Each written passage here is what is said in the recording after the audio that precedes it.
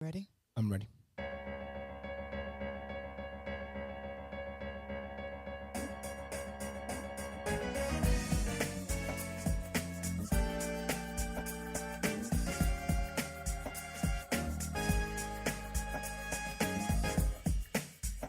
This is your spiritual podcast station, bringing you the uncut, unblocked, and unscripted. This is the only place in the podcast universe giving you a balanced approach and a look at the other side. Everything from A to Z. We are live right now in the 1831 studio. My name is Natia Moore. And I'm Anthony Fliggins. And this is Pastor Anthony Said.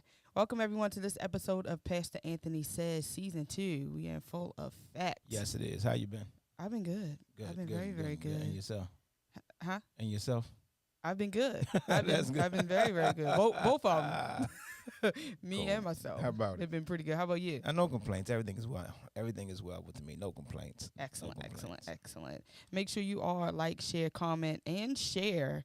We are live on Pastor Anthony Said page. Also, for the listeners, if you're not following Pastor Anthony Said's page, please log on to Facebook and Instagram under Pastor Anthony Said. Make sure you follow so you can see the live broadcast. Yeah. when we go live. Follow. That's right. Yeah. Live. Share, like, subscribe, comment, tag. Do Yeah, all those things. all of that. All that. Support. Yeah, support. Support. We doing we about a good work. So support.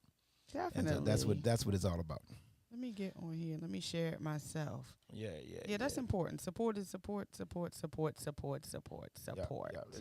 If something on this program, we call it program, something on this Yeah. program have been a blessing, Yeah. have helped you out in some kind of way, have assisted in your growth spiritually or physically, economically. We talk about a whole lot of issues. Yes, if anything like that, then maybe we can just continue to do what we are doing. But it is good to have and to know that someone is supporting. Absolutely. You know what I'm saying? Yeah. Yeah. So What does support look like to you? here's the deal about support, and I don't support just to support. Okay. I believe that should be authentic. That should be authentic, Okay. and I support the people that not only to support me, but the people that I have a liking to. Okay. You know what I'm saying. I just don't hit buttons, Okay. and I don't just watch stuff. Yeah. But if it means something to me, and if it's adding or subtracting to the quality of my life, because some things in my life I need to, some things need to be removed from my life. So if it's adding or subtracting from the quality of my life, those are the things I support. Okay. Those are the programs that I watch. If it aids to me, if Okay. it does something for me. You know what Okay, I'm saying? yeah. Yeah. So then I'll support that. Other than that, I'll just watch. You know what I'm saying? I'll like, but support. Okay, you will like. Yeah, I like it. Okay. Yeah, I would like certain things. I like, but So support is like sharing, subscribing or sharing. sharing. Okay. You know what I'm saying? Yeah. Talking about it. You know, that's support. You know what Okay, I'm saying? yeah. Yeah. To me, that's support. Okay. You know. Okay. Yeah. Yeah, it's kind of, I don't know. I think, of course, everybody has their own little thing about it. I think it's like a baseline. I would call it a baseline support. What I does would that have mean? different like brackets of support. Like baseline would just be like not my due diligence, but just I'm going to support because I'm going to like we have some common ground, I guess, to a certain extent. Of course, like you said, like it for me, it has to be within the, I guess, the culture, the standards of what I, believe in. Okay. Like, for example, if I'm going to share like on my social media, it can't just be like off the wall, like somebody's opening a strip club down the street. Like, I'm not really, I can't really share that. Right. You know what I'm saying? Right. So so that wouldn't be a baseline support. But anyway, yeah, That's what we call a baseline support. baseline support. Yeah, it's Got just, it. Got like it. the Okay. I So get it. yeah, that's where I'm at. So with did you watch anything outside of what you do, outside of what you normally do, as far as your job or things that are entertaining, things that sort of, I have this side to me that that's attracted to what could seem to be the opposite of what I do for a living as a Okay. pastor. You know what I'm saying? Uh-huh. So I really enjoy gangster movies. Okay. You know what I'm Okay. saying? That lifestyle. Now, and I don't want to be a gangster. Mhm. I don't feel like it. I don't have that bone in my body. I often tell my sons we on the other side of this. Yeah. We on the helping side. Right. We on the side of assisting. You know what I'm saying? I tell guys in our church, our ministry is set up in the middle of what they would call the hood. Yeah. It is getting better since we've been here. It For is sure. a complete A 180. lot, yeah. Complete 180. And It's we have different. attributed to this, and to God be the glory. When we Bless. first moved around here, it was the fourth worst, what they would call the fourth worst block in Baltimore City. That's Like, what they for call real. the fourth worst block in Baltimore City. And now, now it is now you see it looks clean. People are buying property in the area. People are starting to fix up. We have fixed up things in the area. You see a lot of cleaning going on. That sense of community is coming back. The one store left, and then now we have a Jamaican store Yeah. right in our block. And Yes. so you know what I'm saying. It's just you see the Different, change. yeah. You see the change. And It's people really who big used to come to our church a long time ago, Mm-hmm. and they come back. You know what I'm saying. I guess after the pandemic, and Yeah. they look and they see it, and they're like, wow. You know what I'm Yeah, saying? This yeah. looks a little different. It doesn't look or feel the same. Mm-hmm. And so that's where we are, and that's what we have going on. Mm. And I am completely excited about what the Lord is doing. You know, and I do believe that if you're going to curse darkness, you got to be willing to light a candle. If you're going to Yes. curse darkness, you must also be willing to light a candle. Mm. And people like to curse darkness, but they don't want to light the candle. Mm-mm. And this is both natural and spiritual. You know, so put your money where your mouth is, you know, and walk what you talk. Yeah. Yeah, walk what you talk. Walk it like That's you talk yeah, it. yeah. And so that's what I believe, and that's what I'm doing. So we are here right now doing this, and so that being said, back to what I was originally saying. Uh-huh. I like gangster movies. Right. Now I don't watch a lot of TV, Uh-huh. but there are some things that I really like in the lifestyle, and I am not attracted to the lifestyle. I'm more. I guess I am. I guess when I see those movies and when I watch those shows, I guess I am more amazed by their wit, Okay.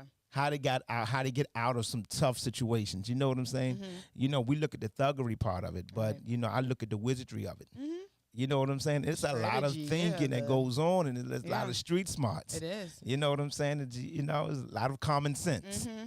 And A lot of subliminals lot- in it a too. lot Like of it, a a lot lot of of like it. really getting to the Yeah, and so I watched that, and I watched how some guys may not be religious, but they're highly spiritual. Mm-hmm. You know what I'm saying? Mm-hmm. And how some of those guys you will see on some of those movies, they don't belong Right. on the And street. They yeah. don't have a heart for it. They don't have the, you know what I'm saying? Uh-uh. They do somebody wrong, and they go home and they crying, you know, and all this stuff. And you're Yeah. like, man, the street's not for you. You might as well come on over here to church with me.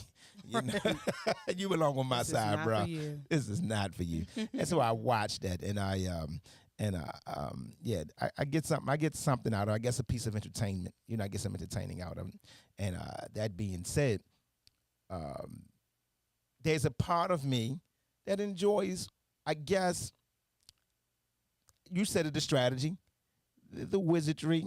You know what I'm saying? Mhm. I'm not big on the diabolical aspect of it. I'm really not. I really don't want to see innocent people get hurt. I don't like seeing people put in jail. You know what I'm saying? Definitely don't like the deaths and all those things like that. So if there could be a movie that had that without all that other stuff, Mm-hmm. be the perfect one for me. However, you know, the wages of sin is death. So it comes with that. And this is why, if you pay attention to all Denzel Washington movies, Mm-hmm. Denzel Washington got a clause. Y'all didn't know this, but Denzel Washington have a clause in this movie, in all of his movies. And this is what Denzel Washington said. Denzel Washington said that if he plays any movies where he is the quote unquote the villain or the bad guy, he has to die at the end of the movie. Mm. That's why he died in the Training Day. Wow. You know, that wasn't in the original script.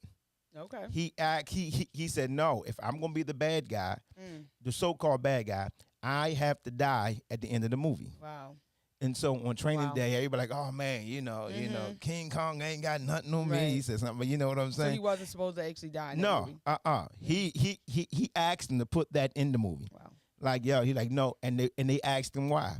And he replied, the wages of sin is death. Mm. And so if I'm gonna live that, if I'm gonna play that role, it has to end in death. Mm. You know, he don't want to glorify the gangster or the, you know what I'm saying, Yeah. the gangsterism of it. And that's, you know what I'm saying? Okay. It's something, right? Interesting. Interesting, right? Very Yeah, interesting. yeah. Yeah. So that's what that is. So Yeah, for me, no, I don't. Right now, I don't think I have that.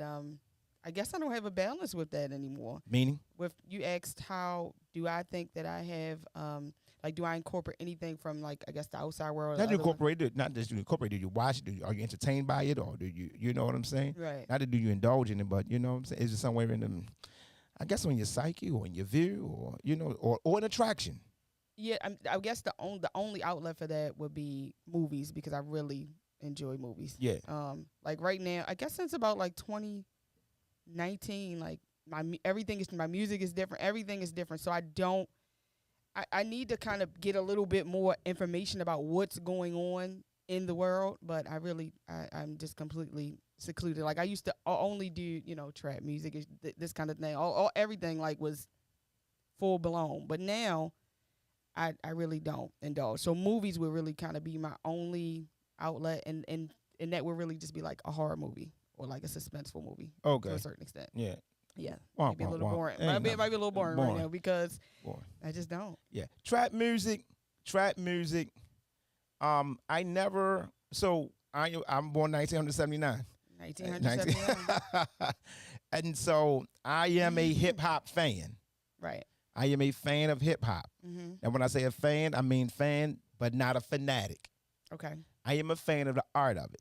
Okay. And I'm not getting into is rap different than hip hop. I'm not that deep into it. Okay. But what I do, I love seeing what I enjoy is the wordplay. Okay. When certain Yeah. rappers, Uh-huh. rap. You know what I'm saying? The Definitely. wordplay. Yeah. And I enjoy the art of it. Mm-hmm. The lifestyle, but the art. Right. I love the art of hip hop. And I love seeing people sort of, do a cipher. I love watching cipher. Yeah, I I like love that. watching ciphers. I love watching when people, what I'm saying, just start rapping on a whim. Mm-hmm. You know what I'm saying? Or, battle rapping. Battle rapping. Yeah. Yes, yeah. Just I like seeing those things. You know what I'm saying? Like, man, how did they come up with those words? And Right. how did That they do all this? fast, like, That how is fast, it? right there on the beat. But it also shows how our people think. Mm-hmm. We are so rhythmic. You know what I'm Creative. saying? And so with the rhythm, we were able to think. We think better. And so what people do on paper and what they do just in a classroom, what they do on a blackboard or on a computer, you know what I'm saying? You give us a rhythm and we can really, go with it. You know what I'm Yeah, saying? definitely. And I'm watching it, and now, that's where we at. But I said 1979. The reason I said that is because, after Tupac, Biggie Smalls, Jay-Z, you know what I'm saying, at the height or the apex of their careers, after that, I sort of really didn't find anyone else I could really enjoy. Okay. Me, Anthony Fliggins. I really couldn't find the one I really enjoy. Okay. In the sense, and I guess that sense of nostalgia that I have with this, that I respect what they did and how, I guess, the work ethic that they put into it, Mhm. So it was right before trap music actually came out, you know what I'm saying? Yeah. That Southern music when the Yeah. South took over. Yeah. Yeah, so it was usually New York and L.A. Yeah. I with like the Lil rapping. Wayne. Lil Wayne was. Yeah, it's the I think South. before that. No, he was before that. After that. You think he was kind of after that? Yeah, Lil Wayne was after Tupac and them. I mean, yeah, he was after that, but I mean, he's kind of beat the trap spot. Oh yeah, he was before that. Before Yeah. before trap came. Oh yeah, definitely that. And so in that sense, you're watching them, and I guess I one of the things I see is one of the things I recognize is real recognize real. Okay. For some of those people, I can see they really not living that lifestyle. Okay. You can hear the way, because if you see, you know what I'm saying? There are certain people who just lived they lived I guess a middle class, decent lifestyle, and they had a little skill, a little gift, they had a little talent, and they, you know what I'm saying? They went into this genre of music, and they started, moving forward and doing what they were doing. But you can tell. So That's if not they don't real. have if they weren't into the street life, can they still be like? Is this No, You know what See, I kind of like, why? because you phony. Not that they have to rap about that, but what if they rapped about other things? Like If basically, they rap about something else, they good, because Kanye West do it. he's like the only one that kind of seems to be maybe not. I won't say that. Real. Okay. It just seems like, I He's mean, if you're not, real. If okay. you're not what? You don't think so? Do you believe that? Yeah, I believe that you can definitely tell when somebody has really lived that life, or they haven't lived that life that they're rapping about. But do you believe if they are from the streets, Mm-hmm. they should rap about that. And if they're not from the I streets, think they should rap about whatever they really want to rap about. well, okay, But I don't think that they should have to have the stigma of like even someone that's from the streets and they decide to rap about their goals or I'm going to Harvard, like or whatever, things like that. Like I don't think they should be limited to only I get fit it. into that I box get it. to be like popular or to I get be it. accepted.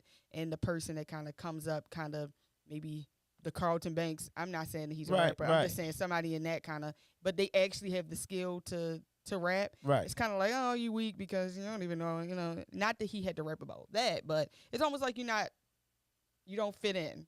You don't. That kind of sucks because you should be able to rap about whatever. It's the skill, it's the flow, it's the rhythm, is all of that. I Right. mean, of course, your history and stuff, that's great too. Yeah. But to be able to talk about anything, like you just literally talk about this Well, building can't and you you talk- break out into something, But and it's can't like you it's talk not about it without saying you actually did it?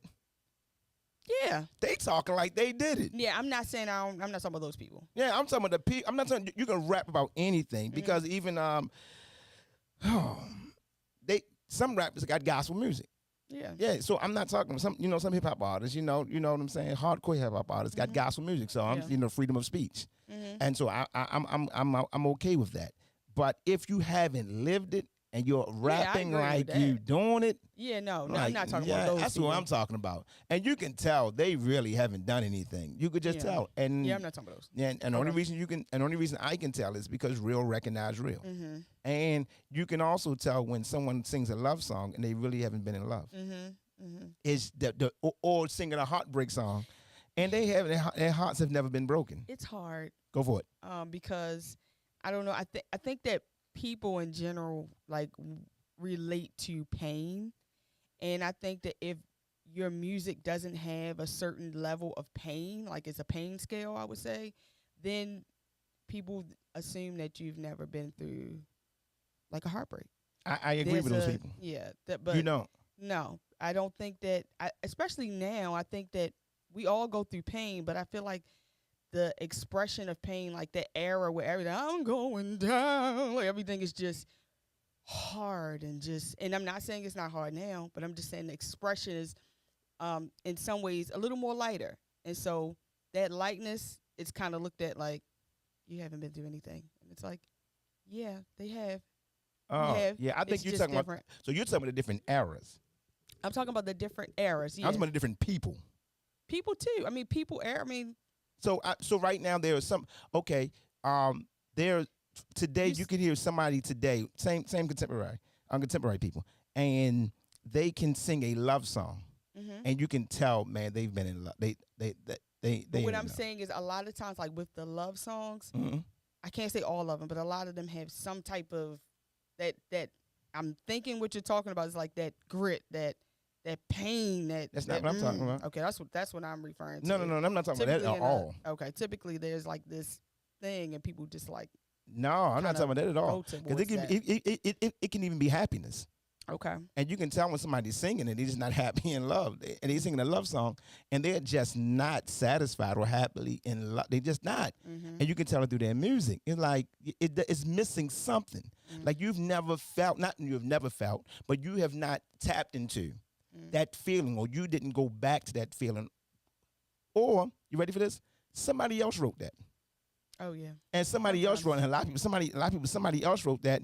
And then it's just your voice. And you're just doing something just, you know what I'm saying? You're just contributing to the music world. But it's different when you have experienced heartbreak, love, ups and downs, commitment. It comes out as authentic. And for people to think that people don't know it is foolish, in my opinion. And so when you give us an example of who you're talking about. Because I guess it just depends on the listener. Because it depends on the listener? It depends on the listener. the listeners. The person, I said the listener because it would be singular for each specific person that's listening. Oh, so I can't talk for 1 million different listeners. No, I understand. I'm saying that perspective will be different for each listener. Yeah. I You know, can't do you that might to you. you might think that, No. but I'm saying there could be a group that's like, yeah. See, so I like that. there's a group feel. that's a group that That's why I says say that, give me an right? example of who you're So there's a talking group that says that, and then there's a group there's a group that says I like the music, but there's a group that is listening to that is not just listening to the music, that is actually feeling the music. That it's the feel of it, it's the vibration, it's the words. Okay, the feel, the vibration. It's the words that you use. That you can almost hear them singing, and like they know what they're talking about, and you can feel that they know what they're talking about because a lot of their experiences are the same thing that you are experiencing. And it's just different when you're on the outside looking in talking about it, and it could sound good, aka like rap sounds good to me, but I'm outside looking in. So really, I you know what I'm saying? I don't know what's going on. I can't tell you that life. I'm on the outside looking in. All I can say to you is when somebody's rapping about running from the cops, and then somebody telling you how they ran from this block to that block and through the stuff down here and this, you can almost, again, you know what they can do?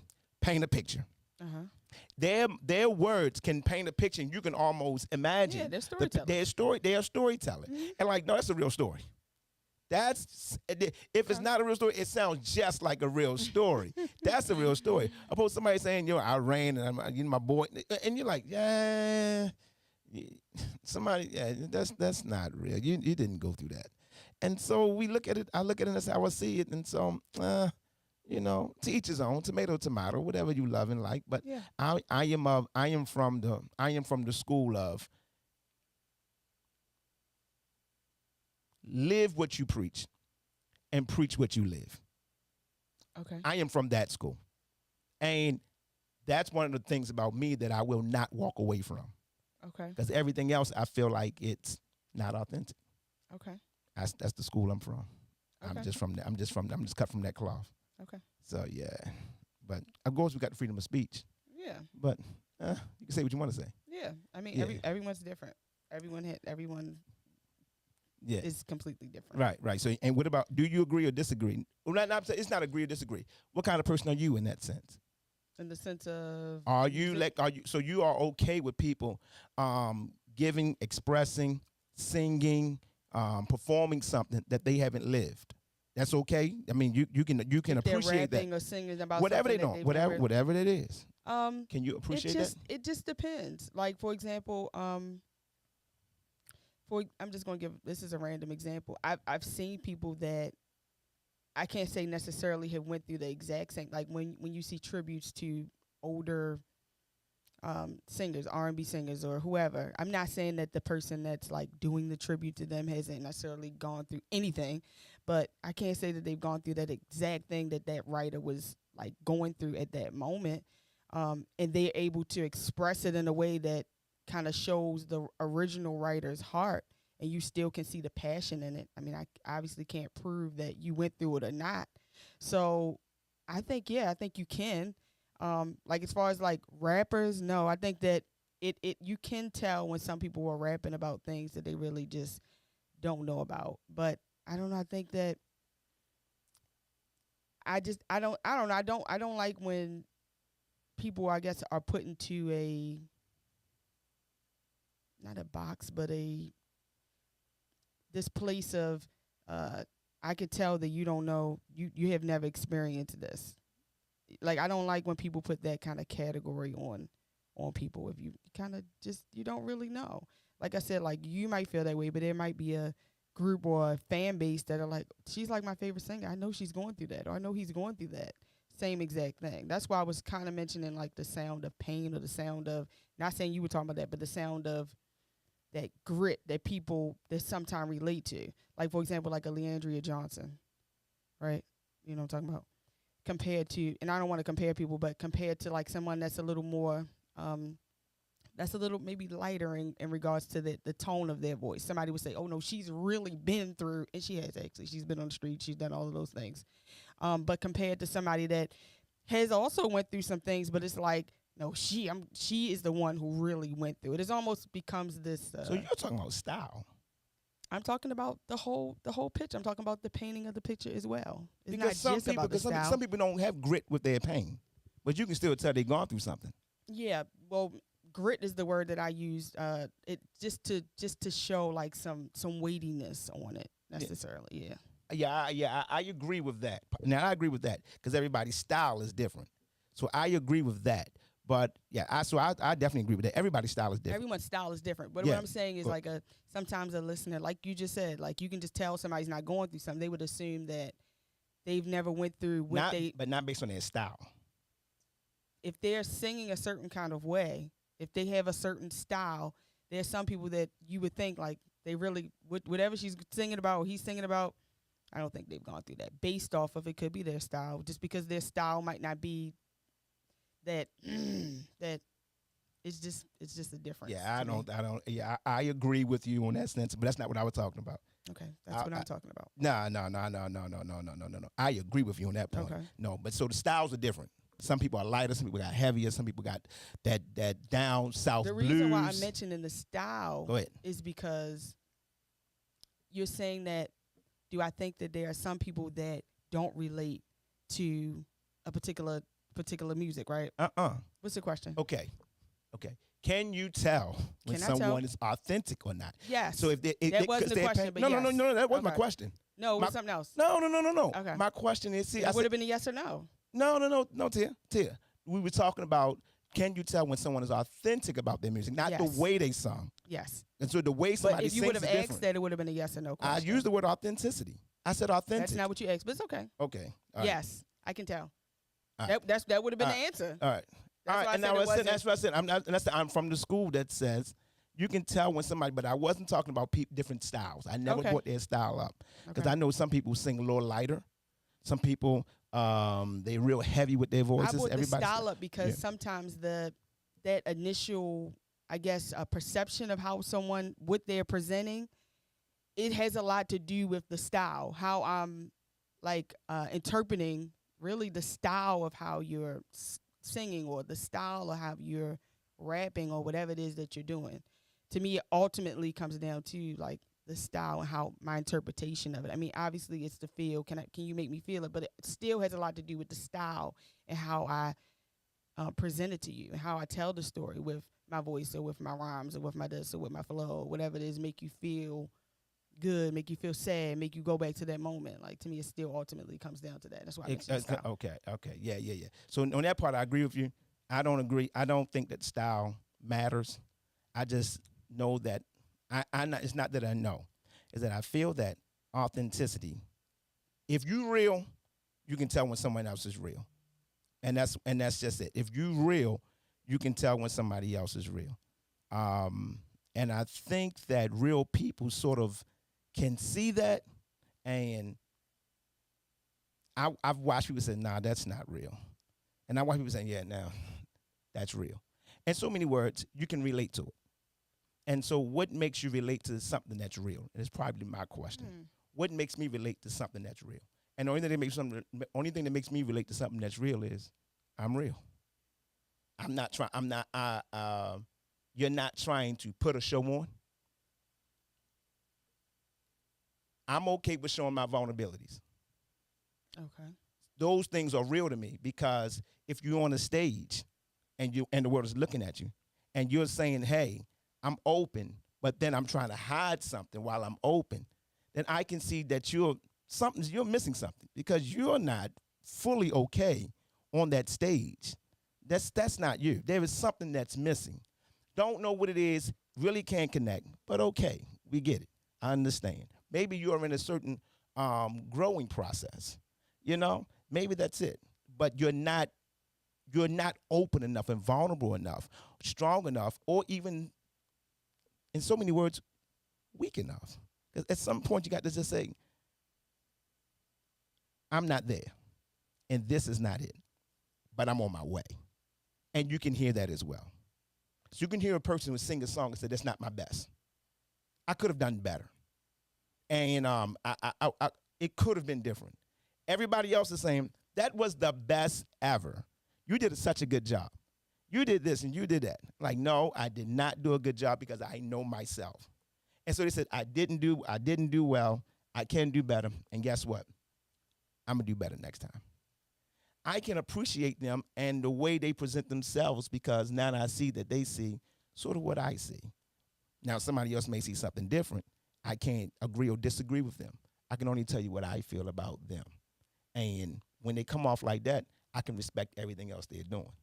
And that's what I mean by authenticity. Okay. How you feel? I don't know how to even describe it because it's just, I don't know. I think that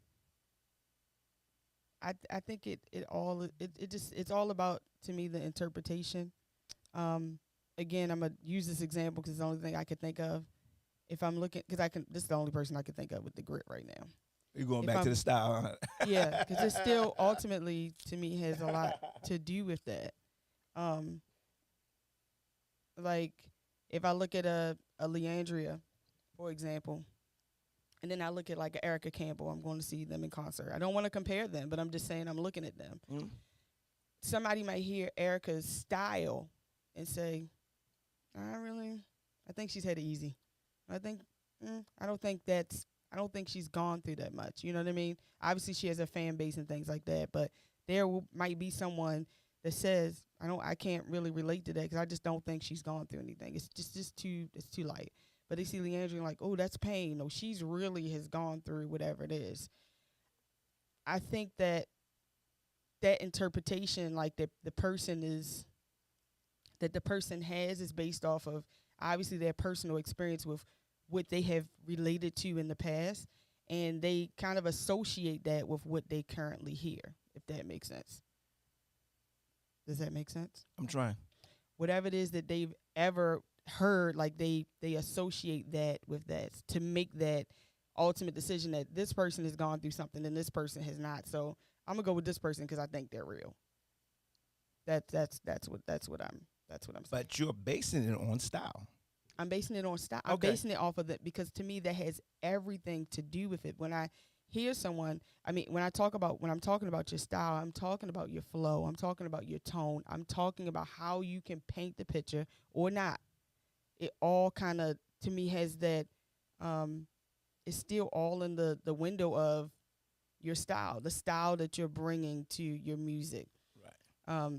And that sounds like when you say that you see someone in there, and I feel like they haven't really gone through anything. Right. I just recognize real. Yeah.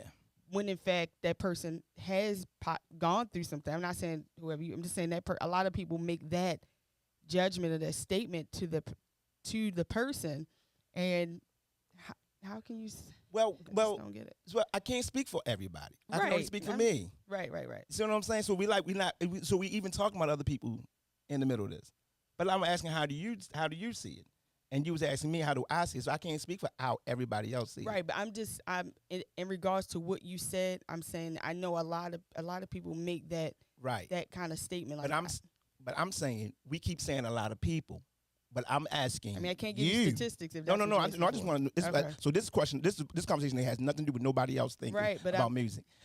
But I'm asking Natia, and Natia, I want to know from you. And Natia is telling you that I don't agree with what you're saying. Yeah, great. But I'm not asking off of that. Other people.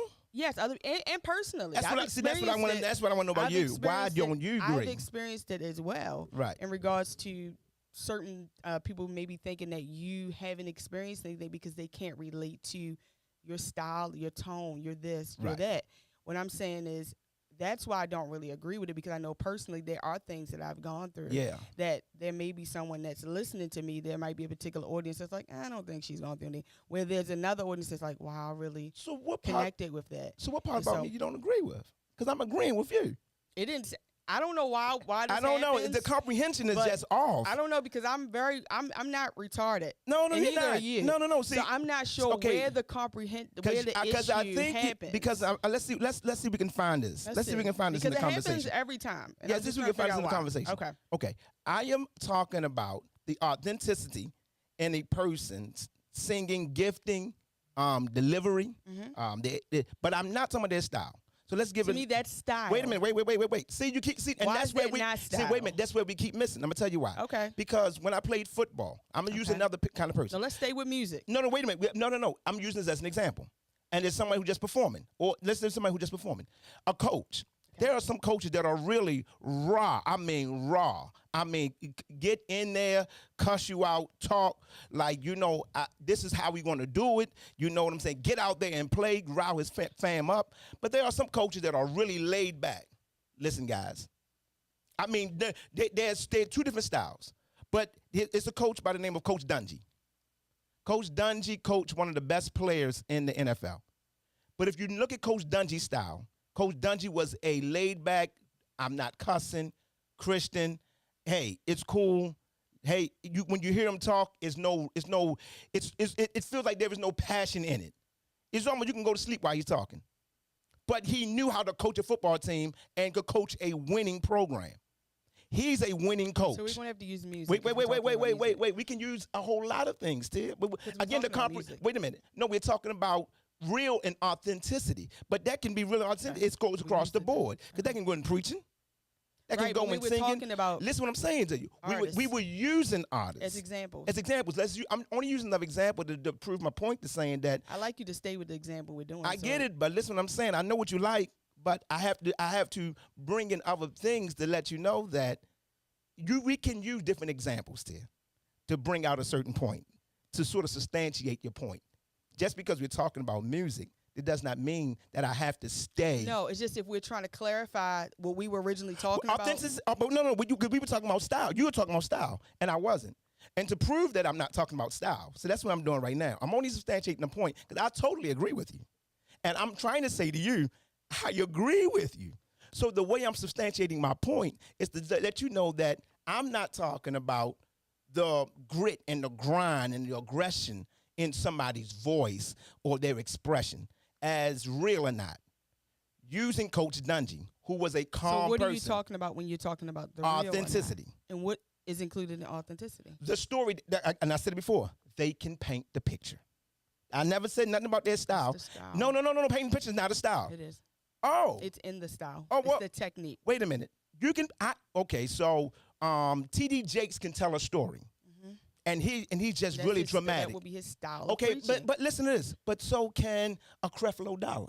Okay. Who's not as loud and everything else. And you can tell both of them know a specific style. That's what I'm saying. So okay. So I am agreeing with you. Where we keep missing.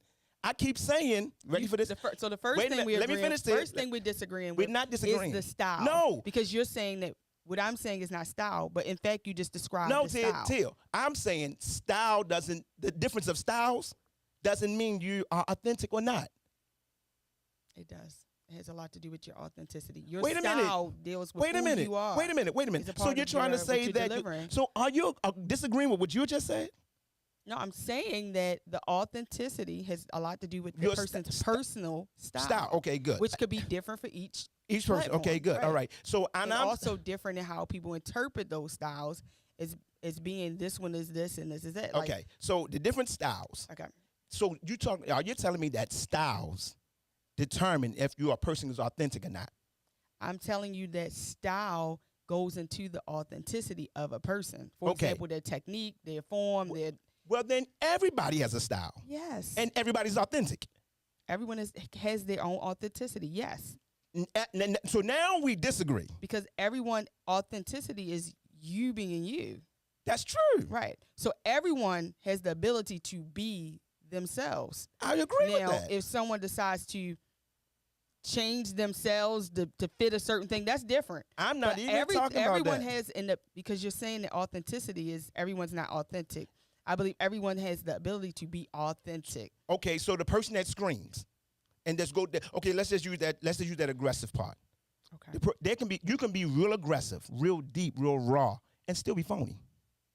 Okay. Does that you can be you can be real aggressive, real deep, real I'm going down. You can have all of that and be completely phony. What is phony? What is phony? You haven't experienced the things you're.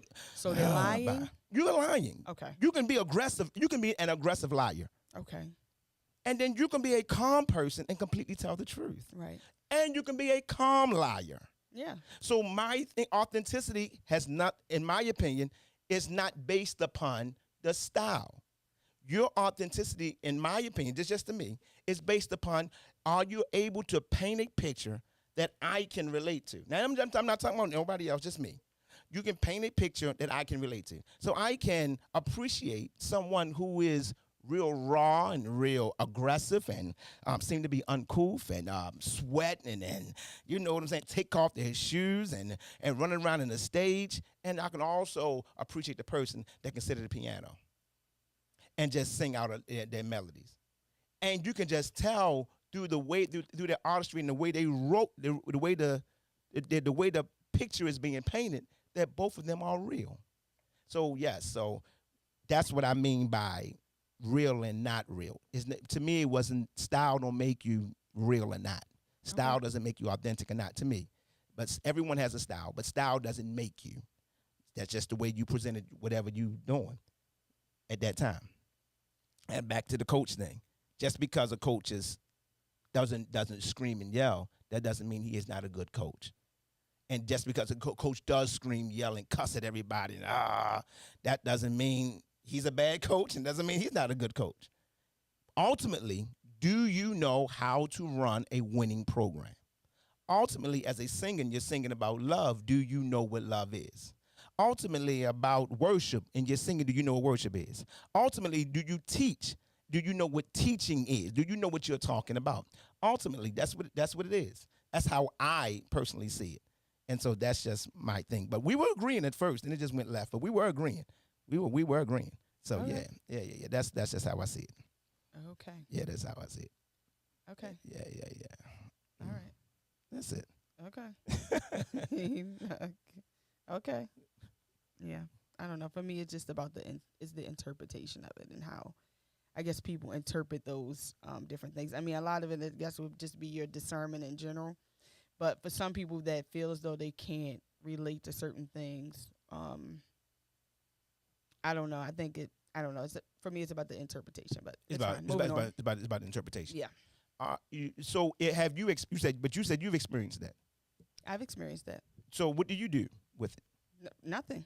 Nothing. There's nothing I can do with it. Oh, yes, you can. There's nothing I want to do. Oh, nothing you want to do. There's nothing I want to do if I'm being authentically myself. And I'm, like, for example, if I'm ministering and I'm saying what I hear the Lord say, or if I'm doing what I'm assigned in that moment, and it's not, received, or it's looked at as phony, or it's looked at as whatever the other list of things it could be looked at.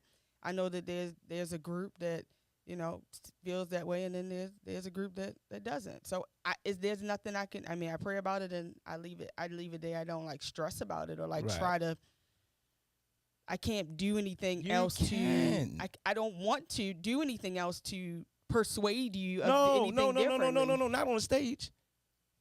You can.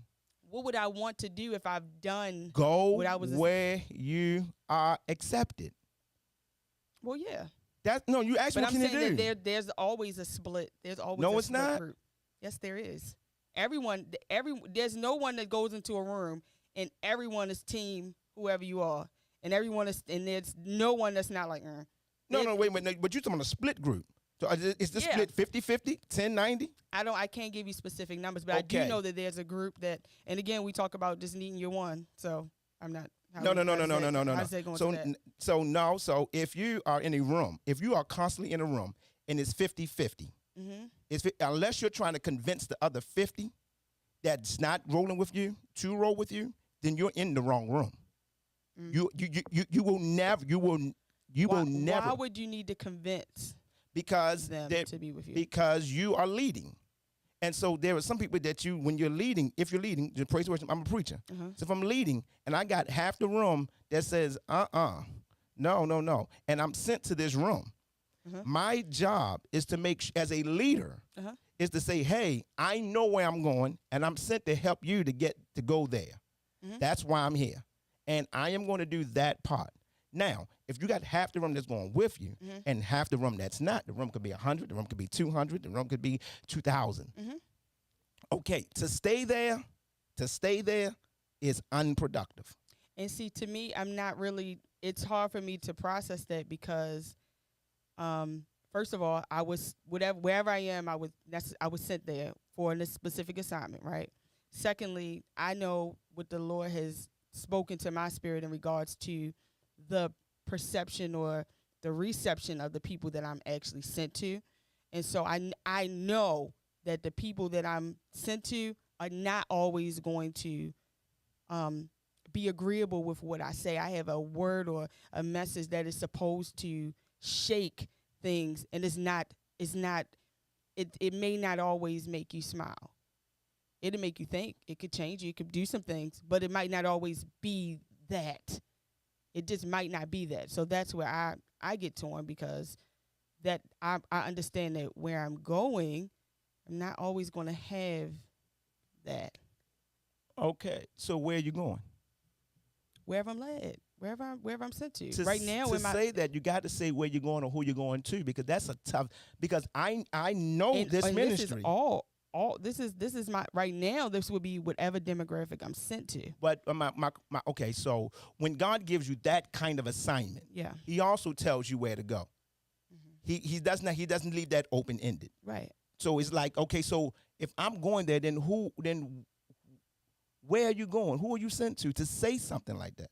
What do you mean? Okay, to say that to say that my assignment is to go where I'm not accepted. Basically, what you're saying is to go where I'm not accepted. 9 times out of 10, okay. So if you look at the scriptures, people who go where they're not accepted usually don't stay long, or they die by the people usually take them out. It's hardly ever a turnaround. You just never turn around. They even killed Jesus. So it's like never turned around. And so their just name is known for the person that just shook things up. But they was never, you know what I'm saying? It was never that. So if my mind go to scripture, and I'm trying to go to scripture now, and if I go to scripture, I'm trying to figure out when God sent somebody somewhere and the whole region or half the region was against them, what happened? What wasn't? What happened? What went on? 9 times out of 10, Paul got kicked out some of the places that he was in. If you read Paul's story, Paul said, my ministry, in the end of the book of Romans, he said, my ministry is to go where Jesus is not mentioned. Okay. They wanted, my ministry is to go where Jesus is not mentioned. This is what Paul said. When Paul went to most of those places, Paul was he was beat up, he was kicked out, next to death, left hungry, suffered with malaria, in prison, died. They said he was history said he was beheaded. So that's the end. So there is no glorious end for that person. Okay. For that person, there is no glorious end. And so there is a real, but their desire matches that life. Like their desire to want to see. Paul said, I would rather die. This is what Paul said. Paul said, I would rather be a sinner than to see Israel go through what they're going through. Yeah. I would rather that. He said, I love them so much, I would rather just walk away. I mean, he had this love for the people, and he had this passion for God. He had this God moment. It's for like, hey, you know what? If I'm going to go through this, I'm going to go through this. And he said, my glory is not in what I achieved. My glory is in the things that I've been through and the graces on my life because of what I've been through. Right. So he said, I don't glory in my achievements. I glory in my trials, my stress. And then he named the stuff he'd been through. He literally named the stuff he'd been through. And because he was called to that, he knew that he was called to the Gentiles. Because if I'm going to go through this, Lord, you can at least tell me who I'm going to, God is a fair God.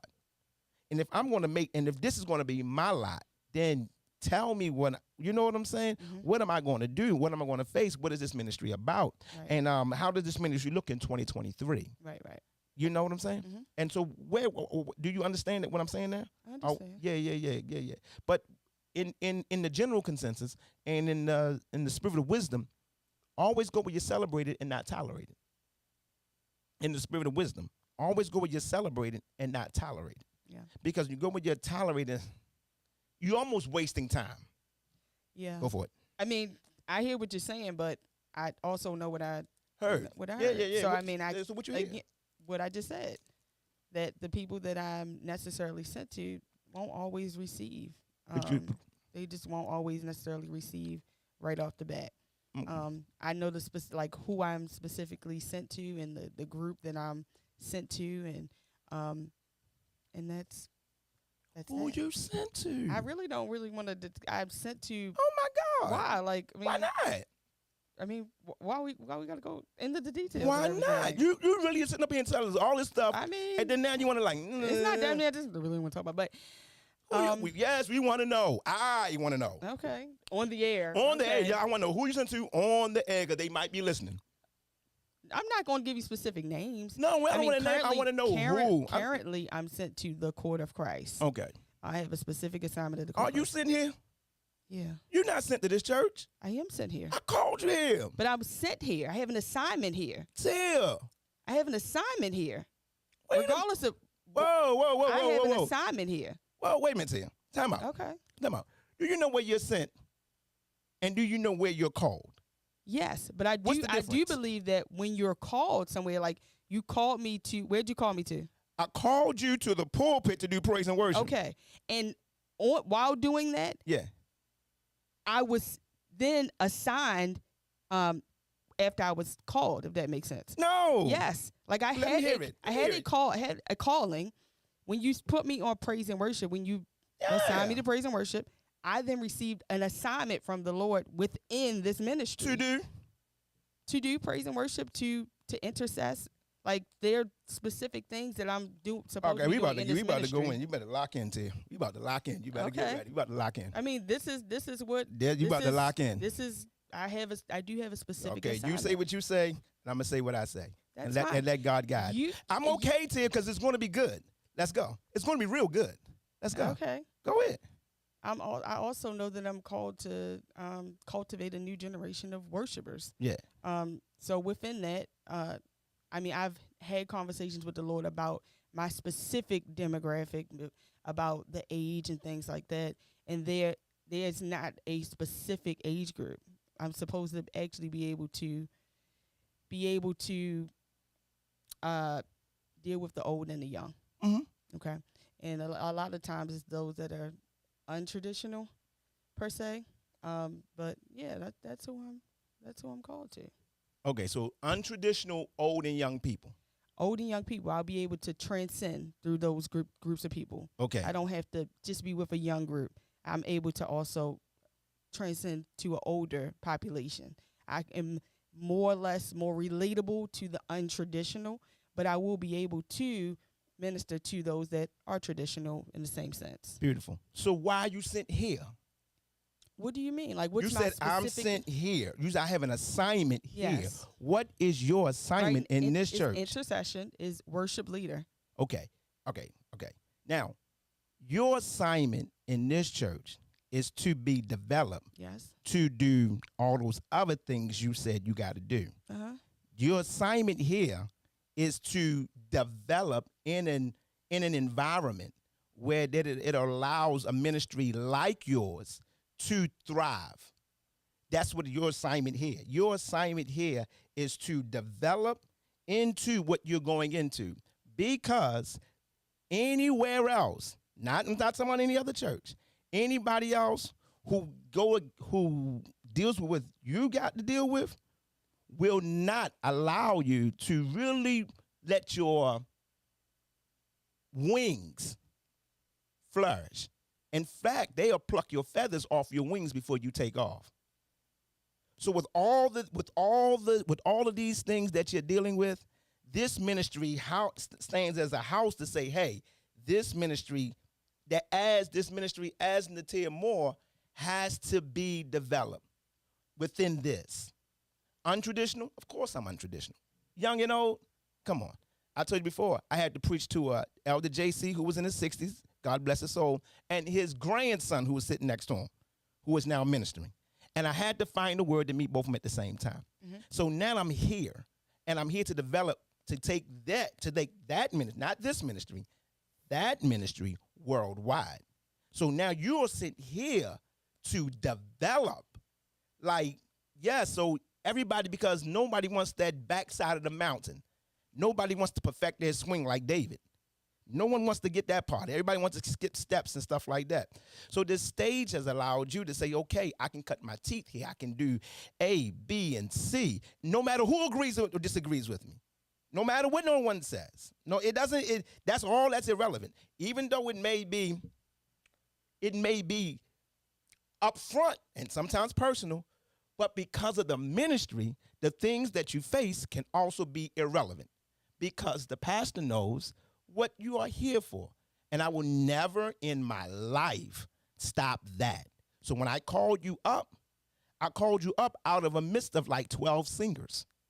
You are not next in line. My wife is. Deshawn should be next in line. And now God says, no. That's the gift you develop. That's it right there in a prayer meeting. Like, she's the one you bring up. She's the one that's going to do this. She's the one that's going to do that. And even the things that I vehemently disagree with you about cannot stop the grace that's on your life. It can't. Your pastor can't stop you. Agree or disagree. And that's the anointing. It ain't. It's what you say it is, but it's not all of it. So now you're here, and all of those things are being developed. And so now I have to then be humble. It makes me a better pastor. Pastors, if you're listening to me, because pastors got gifts in their church just like yours, and they don't know what to do with it. And so instead of cultivating, guess what they do? They put them in the back burner and said, you wait your turn. No, you cultivate those gifts when God called you to do such things so you can move forward. So now while you're here, is there a little fire? There's a little fire. Is there a little roughness? Look, all that's there. But if somebody tell you I am called to shake things up, then what do they mean? What are they called to do? So now if you go out there to shake stuff up, you got to know what it feels like and what's going to be the response. And now you're having that response in the court of Christ by some people ever so often. It is preparing you to, because if you can handle it with the 2 or 3 that say they love you, and that's why.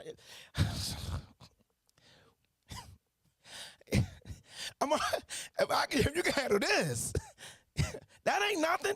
And that's where God want to get you. Like, so when you get out there, none of that stuff, you know what I'm saying? Just bounce right off. There is no, you should have no Velcro to negativity. You should not have on a Velcro suit when it comes down to negativity. I am called, and so you can't even have the feeling attached to it. Because some people right now, they feel what they go through. Mm-hmm. They feel their ministries.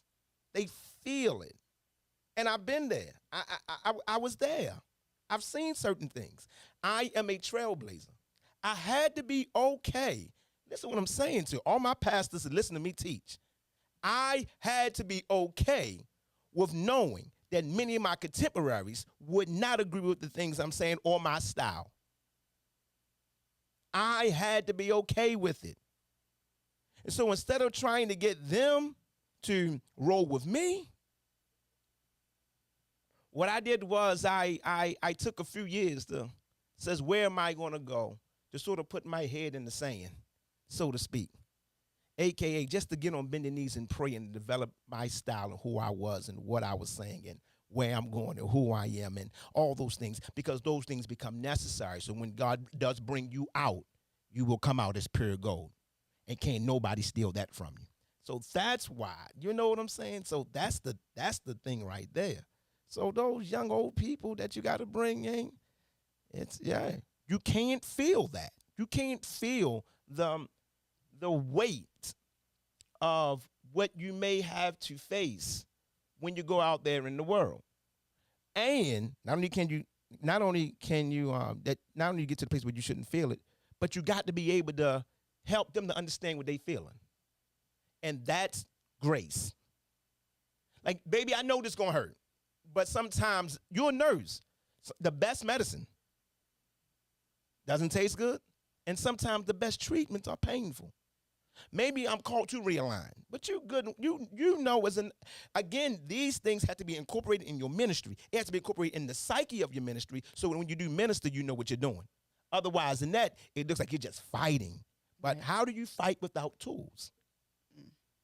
So now, what are my tools? Okay, good. I do know that physical therapy hurt when you're trying to get people right back in line. You know what I'm saying? You realigning stuff, you breaking stuff, you putting stuff back in line. That hurts. Or you're making a new line. That also hurts. When I was, I can only tell you this because I've been through it, and somebody had to stop me on the street and say, hey, you know. So I had my come to Jesus moments too. Those who listen to me, y'all got to listen to what I'm saying.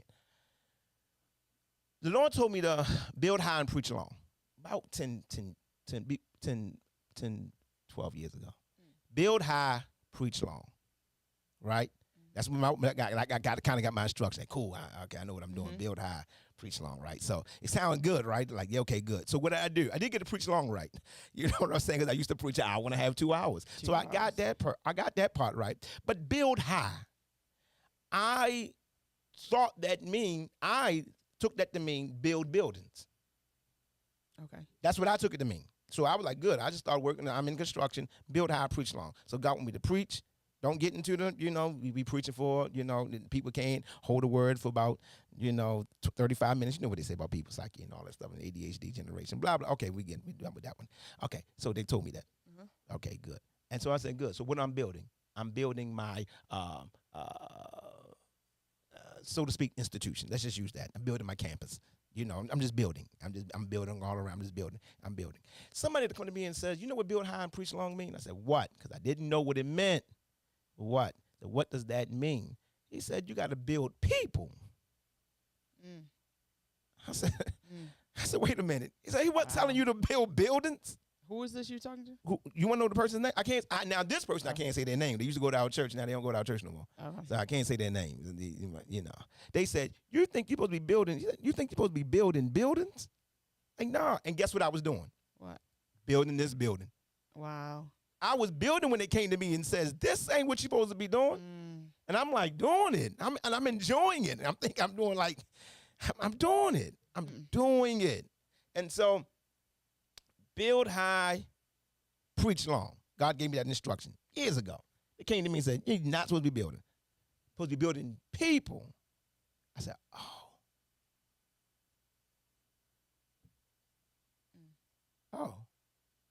And then this was their next word to me. But if you're going to build them, there are some people you're going to have to tear down and rebuild. And that's where you're going to get your problems. That's when I kind of knew, yes. Because sometimes when you're building and you're redesigning, you have to do some demolition. For sure. You got to do everything can't be retrofitted. Everything, you can't take an old thing and just try to clean up an old thing. Some people, some of us, Anthony Fliggins as well, you got to be humble. Tear it down, and don't be afraid to build it back up again. But with love, with understanding, with that, you can say, hey, this ain't going to feel good, but we breaking this all the way down. I've done you like this, a couple other people ain't like this. No. Whatever you thought about it is wrong. No.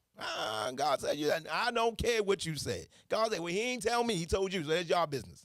I mean, just bring it all the way down to the lowest common denominator. Yeah. And so, okay, now let's start again.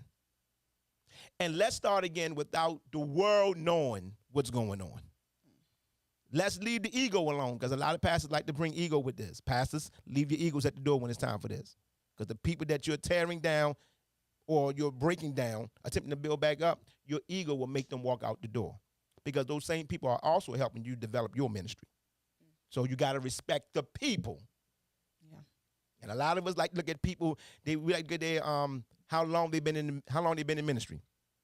How long they've been doing this. Definitely. And we measure the person based upon, you know what I'm saying, their gifting or how long they've been. Like, no. I was talking to somebody today and said, you do know that you, in God, if any man be in Christ, he's a new creature. Old things have passed away. Behold, all things are new. In in Christ, in the kingdom, in this walk with God, you can be a aged child. Mm. You just keep aging, but you're still immature. Mm. Yeah. There are churches all over that got 16, 17-year-old babies. Mm. Wow. No revelation, no works. All they do is sit back in the corner and gossip. Been in the church 40, 50 years. And the only thing that excites them is junk food, entertainment, excitement. 30 and 40 years. So in the kingdom, you can be an aged baby. And in the kingdom, you can be a brand new, mature person in the kingdom. There are some people who walk in this door that is doing more than the people that's been in this door for years. And so we look at what they can't do, and then we try to tear them down and say they not. It's the job of the leader to say, but God said. It doesn't matter how you feel. And if your leader doesn't understand that degree of separation between what they felt, because every leader got some nostalgia in them too. Oh, we did this back in the day. I do the same thing. Oh, that back in the day. Oh, we don't do it this way. Oh, we don't got this, back in the day. Come on, we've been doing this a long time. So when God just do something new, it's like, what is this? Right. Like, this is for you. And so now it makes the leader become humble, to watch, to learn, to say, okay, to reason. You got anything to say about this before I move on? If I keep talking? There was a guy, this this Indian guru. Well, I guess. Go for it. So, okay. So the way you described the assignment that you said. Yeah. So the other specifics that I think you were saying that there's a difference between, of course, the calling and the assignment. So you're saying being sent. So the things that I was saying, I mean, there are other things as well, but the things that I was saying, you're saying does not go up, is not a part of the assignment. It actually would be what? So all those other things, so you say I left those out? So all those other things that God told you was part of your development. So you're learning how to intercede here. Okay. And I'm learning how to do this here. Right. And I'm learning how to do this there. Yeah. And I'm learning how to support here. I'm learning here. And so now, okay, God, but it's not. You're saying it's not my assignment. Okay, it's not. I'm saying you said I'm sent to intercede. I'm saying you're sent to learn what intercession is.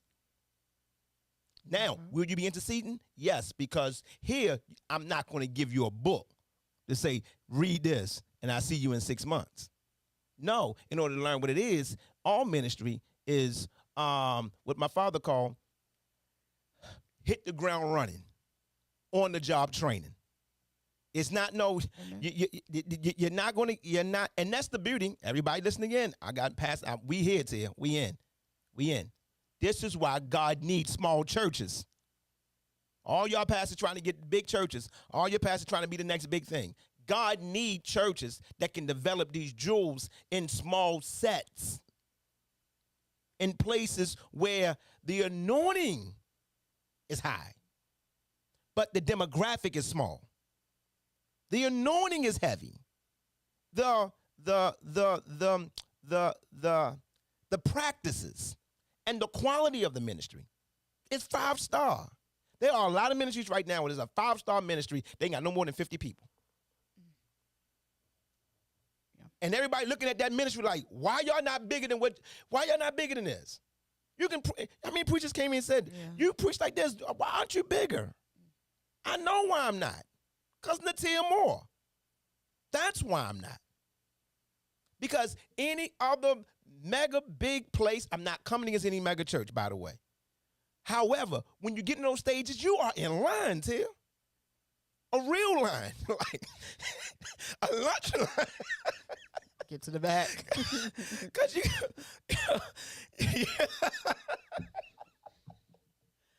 Man, you in line. All that gifting, all that anointing, all that power, all that grace, all that music, all the money, all the learning. I feel it in my spirit. And you go to those people go where the lights are. They go where the stained glass windows are. Because they see that this is where I belong. And yes, you do belong there, but that's not where you're supposed to start. So now that gifted minister, preacher, pastor, praise and worship leader, music artist, prophet, talk back to me. All those gifts has to be nurtured somewhere, but not only nurtured at the place where I am learning it, but nurtured at the place where I'm actually using my gift. Right. So God needs small churches with 5-star quality for gifts like yours. Pastor, get it together. Paint the house. Add an extra bathroom. Get those dirty tiles out the ceiling. Work on the sound system. Work on the sound system. Talk to them. Get rid of those. Stop using tape on your drums. Get quality music. Get rid of that Casio piano. Just put it online. Get rid of it. You got a word, and it's funny that you got a word that doesn't match the quality of your ministry. It's weird. It's weird, like you preaching like this and everything else like that. My wife say this all the time. My wife tell me all this. They should always say, Fliggers, how can they preach like that, but their churches look like that? Something is missing. She say that all the time. She said, because one thing has to match the quality of the other. It has to. You have to have some synergy somewhere. So now when you walk in this building, everybody came from my church. People that come to my church right now, either came from Empowerment Temple, New Summers, Bishop Jerome Stokes. And our first question I ask all of y'all. Now, why you laughing, right? Because you know. I'm like, how was that transition? Right. Like, we can't tell. See what I'm saying? Y'all said, how is the transition, y'all? Y'all like, come from all of that, like, as far as all that, and guess what everybody say? It's just a little smaller. Yeah. It's more intimate. But the quality is there. I said, okay, I got it. So y'all are making me. See, y'all make me. So if I come against you, I'm also coming against myself. Pastors, listen. Y'all are making me. Deshaun said, clean your bathroom.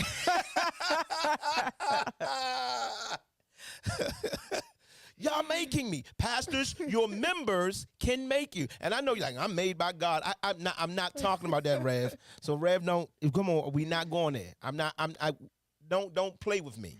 Because that's not what I'm talking about. I know you made by God, and I already know you're anointed and you have coffee with the Holy Ghost. I get it, Rev. I'm like that too. But what I am saying is, when you see God, when God starts sending you people who have these shining gifts, and these gifts that can change the world, and God starts sending you talented people, anointed people your way, you have a demand to provide a quality ministry that's able to house that kind of anointing.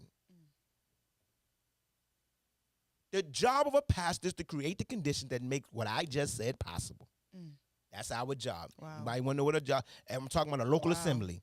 My job is to create the conditions that makes that, what I'm just talking about, possible.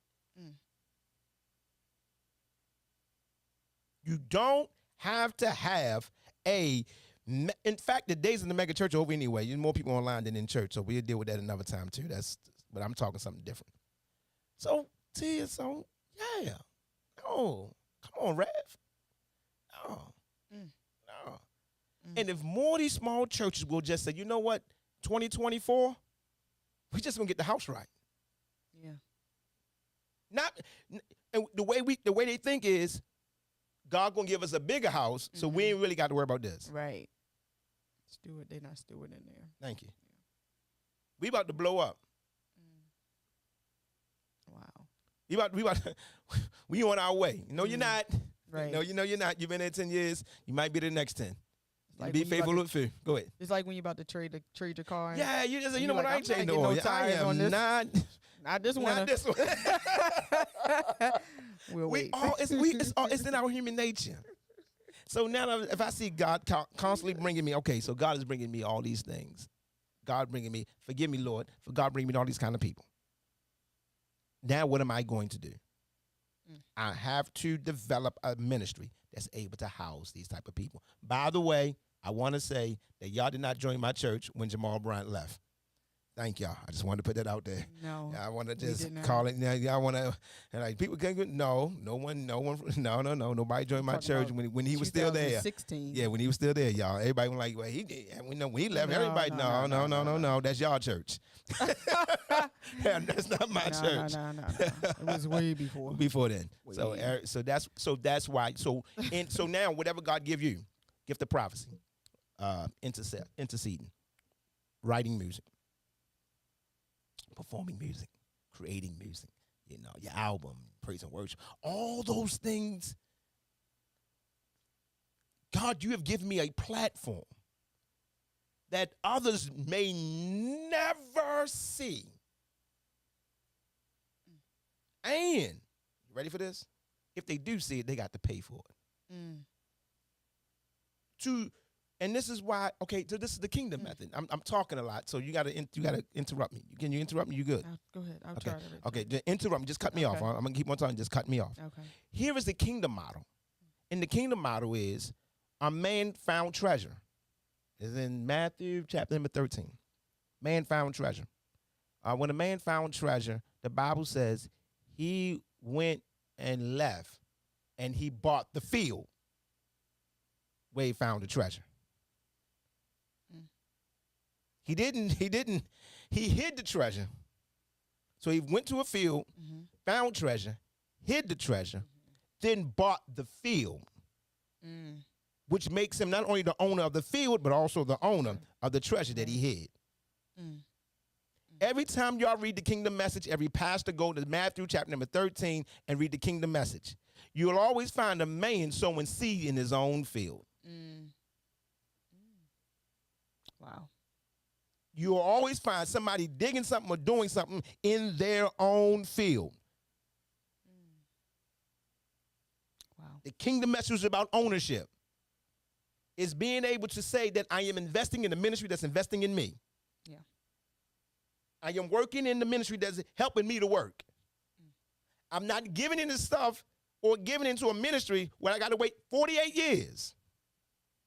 Then by the time I get started, I'm too old to do it, and I am not coming against any other mega church. I promise you that. And I'm not here for that. I don't even believe in that. I don't know where God going to take me. Right. I'm not here to do that. But I am here to encourage the church. We got 50 members. I am here to encourage the church with 100 members. I am here to encourage them. So wait a minute now. Wait a minute. Rev, I know you got a lot of dreams and visions. But please do not overlook those gifts that keep coming in your church. You can't do that. Yeah. That's not fair to them. No. And then you're going to pray for them. But don't create an environment for them to work. Or develop.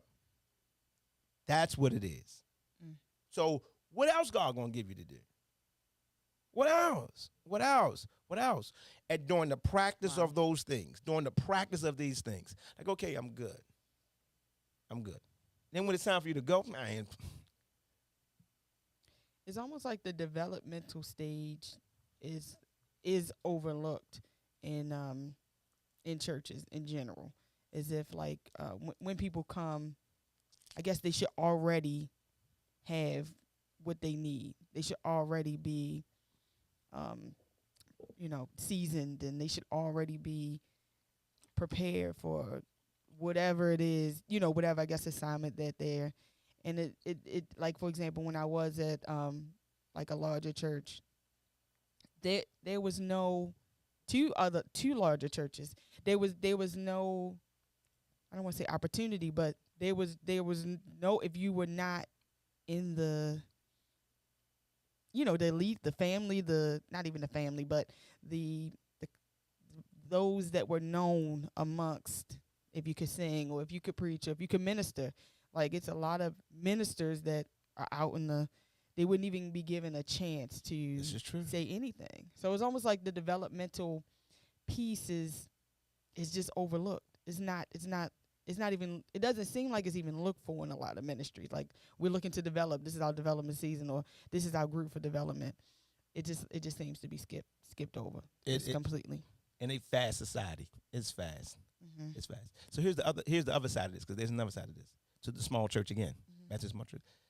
To the small church, and some churches are even smaller than that. I heard a man said that some people got a small church. You shouldn't have a small church, and we got to deal with that too. Some people shouldn't even have that. I heard somebody. Yeah, okay, let's deal with this real quick. And we're not comparing small with big. We're talking about the need for a smaller church.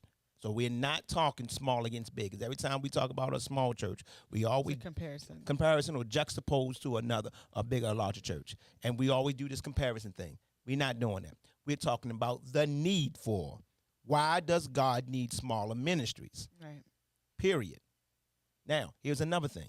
God needs smaller ministries is for that man who's on the street. You ready for this? That wants to be a deacon. Yeah. You know what I'm saying? Yeah. But he still ain't. But God ain't still. But God ain't done with him yet. God, he still got some work to do. Yeah. You know what I'm saying? He still do some stuff out there. But he want to come in. He just want to work in a church. Mm-hmm. You do know that particular man. He doesn't look. He doesn't look a certain way. Right. He doesn't even feel comfortable walking in a church. You know what I'm saying? Mm-hmm. He needs something that he can sort of walk into and help the reverend clean up. Right. You know what I'm saying? Mm-hmm. He come in, he open the door, he help clean up. Yeah. He you know what I'm saying? Like they trying to wash the bathrooms. Uh-huh. You know what I'm saying? He make sure the front is clean. Right. And guess what the pastor do? The pastor's just so glad they had some help. He just make him a deacon. Yeah. He's so glad. But God need people like that. Yeah. This is the scripture we talking about right now in St. Luke chapter number 14. St. Luke chapter 14. We're right here right now. Okay. Yeah. St. Luke 14. Mm-hmm. Now, the first part of St. Luke 14, he talks about the people who were invited. Mm-hmm. The second portion of St. Luke 14, within the same parable, he talks about the man that invited the people. And this is what he says.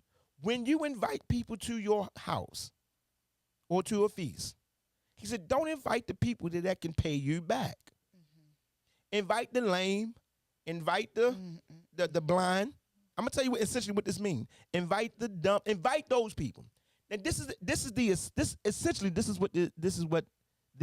what this scripture is saying. Invite the people who may not have an address. Mm.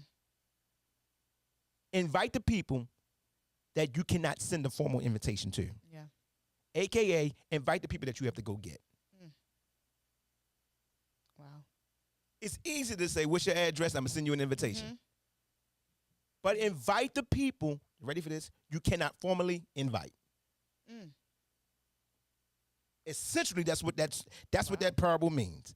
Invite the people you cannot formally invite. Because it's an invitation, I need an address. Mm. Sender. I need to send it somewhere. Right. But those people, a lot of those people were homeless. Mm. Beggars. Mm. He said, invite them. How do you invite them to you? You got to go get them. Yeah. You gotta find them. You gotta go get them. You gotta find them. And you bring them. Those are the ones you invite to the house. So the people that you invite are the people that you have to go get, and the people that cannot bless you in return. You gotta go get those people. They don't have an address. And when you go get them and invite them, you gotta look at them. You gotta smell them. You gotta shake their hand. You have to assist them to the wedding. Wow. So that invitation ain't no, I'm going to email you something. Right. I know they don't have an email address. Yeah. Yeah. They sold their phone for drugs. Yeah. And they sell their free phone again. Those free phones. Yeah. You know what I'm saying? They sell free phones to get high. Yeah. He said, yeah, you got to invite them. Mm-hmm. Now, how do you invite them? You got to leave your place and you got to go get them. Mm-hmm. And that's what Christ did for us. Wow. Mm-hmm. That's what Christ did for us. That's what Christ did for us. Mm. And so when we start doing that, now you're going to start seeing how the kingdom works. Mm. It's more than a high life message. It's more than a high life message. Everybody think the kingdom message is a high life message. Yeah. It's more than a high life message. The kingdom message is far more than a high life message. No. Go ahead. The particular like thing I saw was a bishop or a pastor. He was saying, when we talk about the size of the church, Yeah. he had made a comment saying that like certain pastors that have like 3 members Yeah. should shut down, Should should shut close down the and- church. Yeah. So I guess my main concern is I got something to say about that too, Tim. how do you like? You're good. Go for it. It's just I don't know. I think it's complicated because Very. it's hard for people to understand. I guess if you're called to the 3, or if you have a congregation of 2,000, but only 3 get it. Is it a difference? Here's what I will tell you, Tim. That God, when he gave a man a talent, he gave one man 5, one man 2, and one man 1. That's what I will tell you. And I would also tell you that you have a calling on your life, and you have a demographic to reach.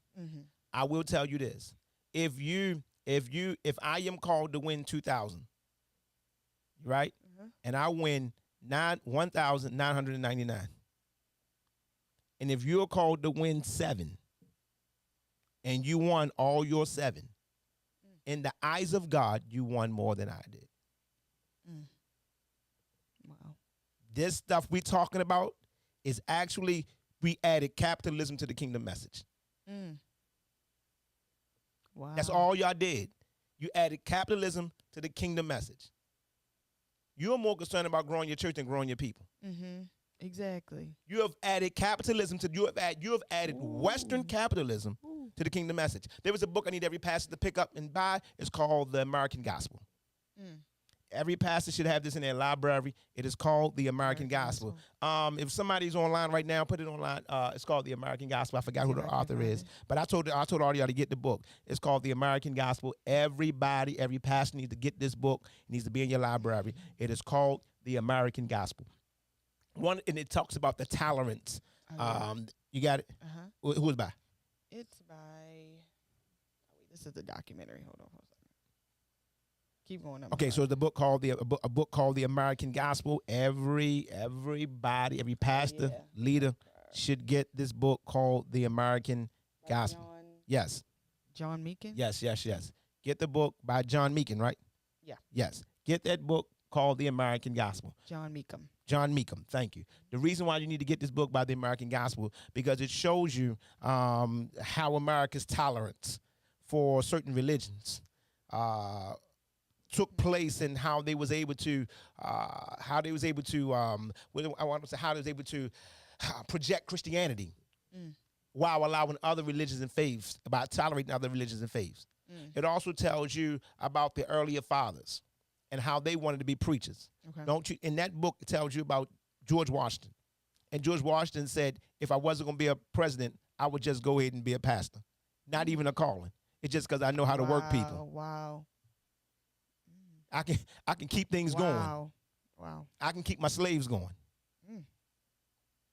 This is what he said. He said, if I wasn't a president, I would just be a pastor. No call. He ain't say nothing about it knowing. Right. They're like, wow. You want not? You want to know why?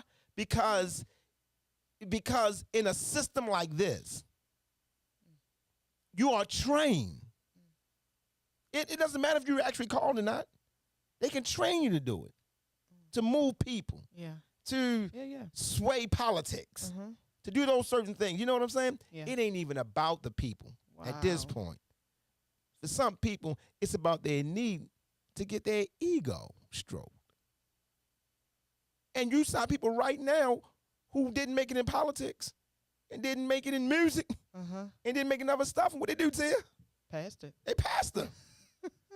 Do you know how many? Do you know how many pastors? Wow. Do you know how many musicians became pastors during the pandemic? Quite a few. quite a few. I know it's going to hurt. Put it out there. It is what it is. Do you know how many musicians became pastors during the pandemic? I'm not finished. Do you know how many evangelists, traveling evangelists, became pastors during the pandemic? Wow. During the pandemic, traveling evangelists became pastors. Why? Why? Because they wasn't running around making that money. So you know the next best thing to do? Open up a church. Wow. Oh, I know what to do. I know what to do. And that's why all those musicians and all those artists became pastors 2020, 2021. Trust me, God ain't had nothing to do with that. God, I'm telling you, if that pandemic didn't hit and they was traveling making that money, they wouldn't be pastors.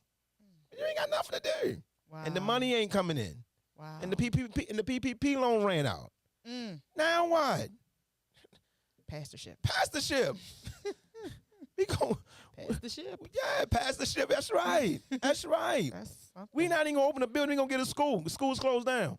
We gonna go get school's closed down. So what we gonna do is rent the auditorium. We gonna rent the auditorium, and guess what we gonna do? We gonna pastor, and the people gonna come with their mask on, and they gonna give. It had nothing to do with God's people, and it still ain't got nothing to do with God's people. It don't have anything to do with that. So when these pastors tell me that you need to close down and stuff like that, all I'm trying to tell you is you just better know you called. You better know you're called because you're going to be tried for it. That's all I'm saying. And people tease pastors now, and pastors got a bad look because of, all of the stuff that comes out on the internet and all that stuff. I mean, everything out there now. It's a lot now, so it's a lot we got to deal with. Pastors usually go through and struggle behind the scenes. Now everything is on the scene. Yeah. And so you know what I'm saying? And we'll deal with it. All your personal business is out there. Yeah. So it's kind of difficult to be. Everything. It's all out there, Ted. It's out there now. It's like, oh my goodness, they found out you got 15 babies out there. Yeah. Well, oh my God, all the stuff you didn't know before. Right. You know what I'm saying? And now all of a sudden you know it. Now you want to lead the church. Right. Like, yeah, he been doing it. Right. She been doing it. Right. You know what I'm saying? It's not new. Now you have something like, well, God told you. God didn't tell you. The internet showed you. Right. Exactly. Oh my God. Oh man. Yeah, it's out there. Yeah. And now all of a sudden they not anointed no more. They were laying hands on you before. Exactly. And you already knew. Man. You knew it was going. So that's what I'm talking about with this. Okay. With this. So to the pastor that has 10 members.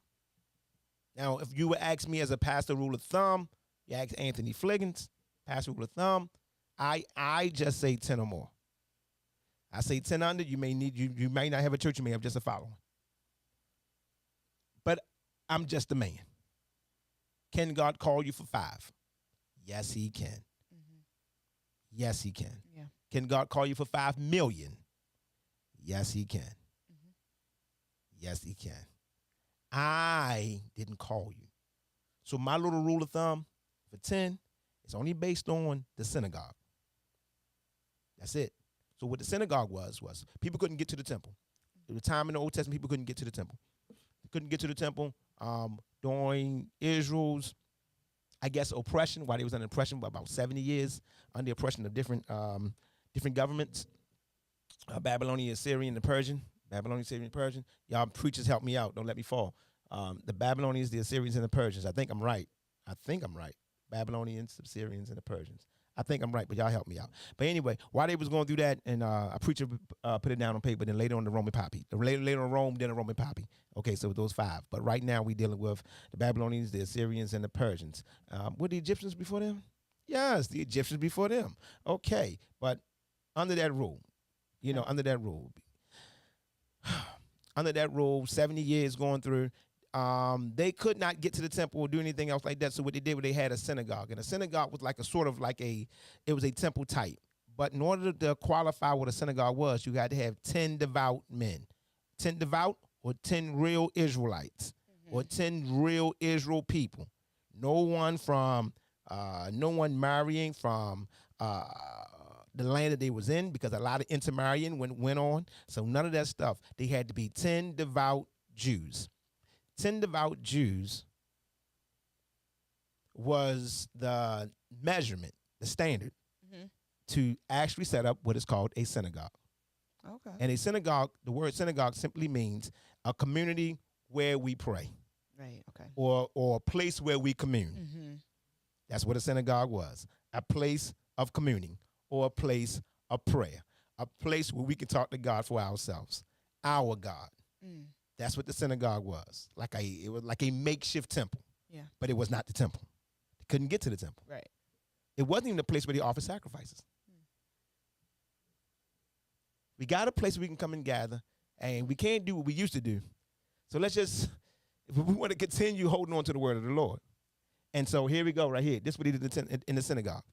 In the synagogue, this is what he did. Okay.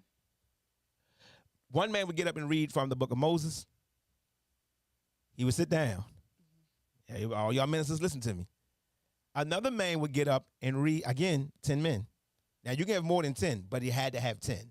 That's where my pastorship come in and said more than 10. I'm just using that rule of thumb right there. I'm using that metric. That does not mean I'm right or wrong. I'm just using that metric because that's what the scripture gave us. Okay. So the synagogue was 10 devout Jews. One man would get up and read from the book of the law. Okay. Whatever one of some Moses said. Another man would get up and read from the book of the prophets. Okay. Yeah. And then after that, another man would get up and expound. To sort of marry those two. So one would get up and talk about one would get up and talk about the prophets, and one would get up and try to marry or merge the two. To put the prophet with the law. Yeah. You know what I'm saying? Yeah. That's what they would do. They would try to, as the preacher would do, get up, and they had like a podium. If y'all go look at a synagogue and how it looked, it's right there online. You can see it. You know, they had a little podium, everything, and in them rock chairs, they had rocks. You know, they were sitting on rocks. You sitting on these comfortable chairs, but they had rocks. And so and that's what we do. And so this was now you know why they were so upset with Jesus when they gave Jesus the book. You know what I'm saying? Yeah. So when they gave Jesus the book, he was saying he wasn't the only speaker. He was the second speaker. So somebody had already talked from the law. They gave him a book. He found one of the prophets, Isaiah. Yeah. You know what I'm saying? And then something happened. After he read Isaiah, he closed the book. That's why they wanted to kick him out. They wanted to kick, not because of what he was saying. Y'all don't know the historical part of it. You don't know the protocol of it. Right. What happened was he broke up tradition. Y'all think they just mad because he said it. No, they're not mad because he said it. They are upset because he broke tradition. What was the tradition? He was the second speaker, but he closed the book. When he closed the book, he was saying, don't nobody get up behind me. Because today, that word is fulfilled in my mouth, in your eyes. Yes. And he sat down. And he said he broke it. That's almost like somebody getting up in the middle of our service and saying, you know, we ain't going to flick, you ain't going to preach. We done. You're like, wait a minute. No, you can't do that. You can't do that. We got a protocol. The reason why they want to kick Jesus out of the synagogue is because he broke protocol. Wow. He broke it. He broke, again, breaking tradition, right? He broke tradition. And they tried to kick him out. He said, today is this word fulfilled in your eyes. They look at him like, no. Like, the preacher supposed to get up. Yeah, finish it up. Yeah. The preacher supposed to marry them. He said, no, ain't nobody marrying this. He closed the book and said, we done. Service is over. Service is dismissed. And he dismissed the service, and they dismissed him. They kicked him out. They tried to throw him off a mountain. They kicked him out. They kicked him out. Damn. Like, get out of here, man. You know, nah. So he broke protocol. That's why, y'all. Okay. That's why they were so upset with him. So back to my little standard, 10. Okay. So I guess where is the, I'm always like, where's the grace for the development, right? So, I mean, that person I mean, and I do believe that the pastor or the person or the other the people? pastor. Oh. I'm talking about the pastors, Go ahead. like the pastors. Go ahead. Like, I'm listening. so if we saying, if they're under 10, right? I'm just using the 10 now. I'm just okay? using that's the only metric I'm They're using. under 10. If they're 3, Ooh, okay, Jesus. because they're starting, right? Like, where's the grace for them to start and to develop and to, like, where's the grace for that? It's kind of just like, you got 3, like, you need to close. Like, it's over.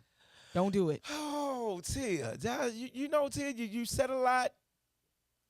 I said a lot. Okay, so if I think about this the right way, so if you got 3, Like, do you need a building? I think so. Because you're setting the precedent. Like, you're setting the standard. You're creating. You're creating what you want to be there. What's coming. Like, you're preparing for what's coming. You need somewhere to house them. To house the 3. To house the more that's coming after the 3, or the 3 that you might. I mean, yeah. If you just know that's it, then so you need a space. You need a space. You need a space. You need a space. You do need a space. Okay. I know. We're going to get a lot of comments on this one, right? I'm sure. We both going to get some yin and yangs on this one. I'm just saying would that be the don't despise the small? Don't despise the small. You can use that. Yeah. I mean, like, if they're in the development. Now, if this is like 10 years in, then I don't know. I mean, that might be just called to the 3. I'm not sure. But that's what Charles Waters said. What did he say? Remember Charles Waters came here and he said, what did he say? He said, I ain't going to be that pastor that just got 3 for 25 years. He said, he said, I can't do that. It depends on the specifics of what God's called you to. It's interesting. It's interesting. You gave me a number 3, and I'd be like, okay. It's interesting. So all right, so here's my question. If I'm a pastor of 3, do I need a church building? That's number 1. Yeah. If I know that, you said yes or no? Yes. You said yes. Okay. So if I'm a pastor of church, if I'm a pastor of 3 people, do I need a church building? Or can I alter the direction of people and saying, you know what? We just got these 3. Let's just say 4. Hey, let's say 5, right? Where there are 2 or 3 gathered. 2 and 3 is 5. Let's just add some. Let's just grace some. Let's just add grace. And when the Bible said 2 or 3, he wasn't talking about 2 or 3. By the way, he was talking about odds and evens. I taught that too. All right, yeah. But where there are 2 or 3, we got some odd people and some even people in church. To God be glory. All right, y'all. And so where there are 2 or 3 gathered together, and some people use that number. Okay. So we got 5, 2 or 3 pastor will be good. Okay. God will be in the midst. They would use that as the pastor. That's the sort of the metric. Okay. It's just some advice here. This is not a right or wrong thing. If I got 2 or 3 people, how much does the building cost? Let's get this first. The 2 or 3 people, where do they work? If they're in Baltimore City, are they making the medium? Are they in the medium income range? Because it's like 50, 60 with the household. Mm-hmm. Okay, how much is a building? What are we talking? 18, 15, small building, 23. Some small buildings, storefronts are 3,000, depending on the area. Mm-hmm. You get what I'm saying? Yeah. So I only got 3 people, and so what am I doing? And so now I'm only hosting services to keep the bills paid. That's it. I'm hosting services now, and so there is no music ministry, because sometimes music staff got to get paid unless you got people in your house. But again, you only got 1 or 2 people out here that you can actually minister to. Now you got online, you can minister to. Are they working to pay that bill? And so not only do you have the rent or mortgage, you also have the gas and electric. And you have the small amenities to do it. So are you draining the people just to house the 3? Are we working in circles? Are we just working in circles? It's just some questions I'm just asking. That would depend on the vision of the. That would depend on the vision of the leader. Because there's so many more things you can. I think that you can do with 3. With 3, you can do a lot. But it just would depend on. So what would be the vision then? What would have to be the vision? What would have to be a vision? So if you got 3, I would have to hear. I don't have to hear, but there must be a vision for the 3. It would have to be. Yeah. Because that's something. That's kind of difficult. It's difficult to do But can you imagine the teaching, like, with 3 people? would be amazing. No, it wouldn't. It would. Like, it would be boring. the penetration that you can get, like, just You mean intimacy? And yes. Okay, so this the is my point. depth of the one-on-one There is no teaching. such thing as that kind of teaching with just 3 people. Why? Because somebody will say, you got to come hear this. Yeah, yes, that would be the point. But I'm just saying that if you're starting with your 3, You know, I did. That's what I was. yeah, okay, yeah, and then you have your development, and it spreads, like it's going to spread. But even if it didn't, like the development or the reach or the things you could build, like the ministries that you can build with those 3 people, I think it'd be ridiculous. Yeah, I see those. I can see depends that. on the vision. It depends on. It does depend on the vision. Yeah. It does. It does Because depend on if the you're vision. not a visionary, It's gonna be tough. it's gonna be like It's gonna be. you're paying. tough. You are paying. You are the bills paying. and stuff. Oh But if my there's a vision, God. like if it's then Yeah. So those three won't stay those 3. Mm-hmm. So what I've discovered is when you got those, go for it. No, I'm sorry. It's just the grace for it, like the grace, like that beginning stage. Like, is it like are people expecting that? Well, obviously, people are kind of expecting that when you start, like you just need to be, boom, you need to just blow up. You know, you need to have all of these members, and it just doesn't work like that. Like when Okay, you first, all that's the true. time with That's true. everybody. That happened to me. Yeah. You know, my growth. I'm still growing. So Yeah. I knew that my growth would not be fast. Uh-huh. I knew that I would have a slow growth. Okay. I knew that my growth would be slow, methodical, organic. Mm-hmm. I knew that. I got the revelation early. It wasn't no. You know what I'm saying? Yeah. Like, God, this is how you gonna do this ministry. You get what I'm saying? Yeah. So I've preached the 3. I've taught my 3. I know what it is. Mhm. You get what I'm saying? So those 3, I know what it is. I also, here's what happened to me. So I'll give you something that happened to me. So the pastor, if you're thinking about closing or you're not or something's going on, let me tell you what happened to me. I was using a place called Doorway Church of God, 3411 Old York Road. Doorway Yeah. Church of God. Yes. It's my father's church and my father's bishop's church. Mhm. I was to use the building. Okay. Sometimes we only had 3 people to come in, and those 3 people come in an hour late, so I have to teach again. Mm. When I first opened up, so I would get on the floor at 7:45. What do you mean you had to teach again? See, I got 3 people in there, 2 people in there, and I got receipts. I got witnesses. That's what I believe you. I'm just wondering, like when you say Okay. teach again. Watch it. No, I'm saying what I did. Oh. So everything we're saying, I've been through. So I started teaching at 7:45, 8 o'clock. I would have prayer for a half hour. I'm the only one praying. I would have prayer for a half hour. 7:45, 8 o'clock, I start teaching. People didn't walk in the door to 8:45. So when they walk in the door 8:45, I go back and teach again. And I wouldn't get out of my Bible studies until 9:30, 10 o'clock. Wow. Wow. I had That's crazy. imagine being in the middle of Bible study and it wasn't a thing where like, oh, here they come, I got to do it again. No, it was just something turned on and I just went and did it again. Okay. And I extended the Bible studies. Okay. But in the extension, I went back and started talking some points that I already talked before, Right, so some okay. people was getting it again To catch him up. to catch up. Well, guess what happened in the middle of that? What happened in the middle of that was there was a group that came to my church from Primerica. Mm. They came from Primerica and they had meetings on Wednesdays. Oh, wow. But because I was able to teach again, I never got mad about the people who came 8:45. I'm so glad they came in the church. yeah. I just went on and kept teaching. That means our Bible studies went from 8 o'clock to 9:45. Not because it was designed to, Right. but because I had to Right. teach the people that came in late. Okay. Well, when the ones who came in late kept coming in late, I just kept on doing what I was doing. I just kept on teaching. Okay. This for years. This was about a year or two dealing with this now. This ain't no 3 months. Wow. About a year or two. After a while, there was a group from Primerica. They got out of their meetings at 8 o'clock. And because I was teaching like this, they came. When they came, they brought other people with them. Wow. And then they brought other people with them. And those were the ones who actually filled the church. Wow. Our Bible studies was actually bigger than our Sunday morning worship, was Sunday evening worship. Wow. Okay. Our Bible studies were larger than Sunday evening worship. People will run into the Bible studies. When I say run, I got receipts. I believe. What is he teaching? Run into the Bible studies. I just kept on teaching. But that's allowed me to understand and those members, they became members. and became the founding members of the Court of Christ. Wow. And those ones that came from Primerica and all those other places, those friends and other stuff like that, they were the ones who put the down payment on this building Wow. that we own today. To God be glory. And I Something? taught them how to own, and taught from David's story. See? How to start your business, how to get this, and how to do this, and how to do that. And Yeah. I used David's story to teach entrepreneurship. Wow. How God gave, and one of my main points about David is before he became a king, he was in charge of 400 men, later 600.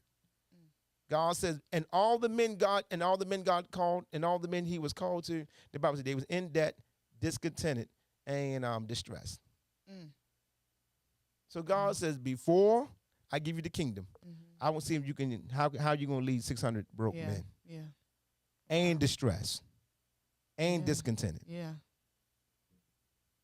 So you put all three of them together, it's called broke, busted, and disgusted. 600. God said, I want to see what you do with these before I give you the kingdom. But he already promised him the kingdom. Yeah. And prepared him for This was all this. Saul had kicked him out. That's why he was out there with them. Oh, you talking about that? Okay. Saul kicked us out. Beginning. Saul kicked him out. Yeah. And so now he out there, running from Saul. Okay. Yeah. So now why he running to? What are you running for? Why God got him on a run? It looks like God got him on a run, but what God was showing him was, I got to show you the terrain. I got to show you the land that you're going to be leading. If you're going to be fighting in this land, you need to know where the hills are, where the valleys are, and where the springs are, and where the mountains are. If you're going to be a warrior, you got to know where to hide. And you got to know where to. I got to. So God used Saul to show David what the land really looked like. Wow. I'm gonna show you what this is about. Good. So could God be showing you? Wow. What your life gonna be like? This is what it's gonna look like. So stop fussing, stop crying. Yeah. You know what I'm saying? Learn, and that's what David was. David was learning the hills of Engedi, the fields, the mountains, the springs, the valleys, the peaks. This is the places where you're gonna be fighting. So you need to know. And that's why he was so victorious, because he knew the land. He'd been running from Saul so long. He know where he know all. You get what I'm saying? Hiding spots. Know all the hiding spots. Man. So, you know what I'm saying? That's what God was doing with him. That's what God was doing with him. And so that's what I taught the people about business. Wow. Like y'all in business, God just showing you, you're going to have feast and famine. Let's get this together. And they was just like, if you tell my brother-in-law Chris said, man, you preach so good, you make me want to quit my job. Like I can't keep coming to your church. He said, I just feel man, we gotta quit. We got that. But then watch, I can keep on going to you. I'm gonna let you go after this one. That taught me how to run church the way I'm running it now. Because when you got a house full of young business owners, you got feast, you got famine. So how do you run a church when you got these seasons of peaks? And these seasons ain't no money coming. I mean, whew, I just bounce checks and Jesus, Lord. I'm like, man, I had to tell somebody that no man, don't put no more checks in. Just keep it. He said, yeah, but I want to, but I said, look, I know how it works. Yeah, you're gonna have ups, and I had to learn how to run a ministry with peaks and valleys. I got it. Again, it was teaching me. Yep, teaches. Yeah. Oh man, Tim. That's what we dealing with. That's what we're dealing with. That's what we dealing with. So, y'all pastors, say if you got 3, you good. No, I'm just saying. As you're beginning. Say 10. As you're beginning. Oh man, God be glory. Go get that building. Make sure you got a vision now. Oh my goodness, that's real. Make sure you got a vision. Anything else, Tim? We did good today. We did good today. Yeah. Any announcements? Yeah. I'm eating candy. Wait a minute. You talk, Tim. Okay. Let's talk about liver. Yeah, go for it. Okay. Everybody, this is our second year for the Love Investors Benefit Association. We had an amazing time last year, and we're going to be having our event this year on December the 29th, and we're honoring Miss May.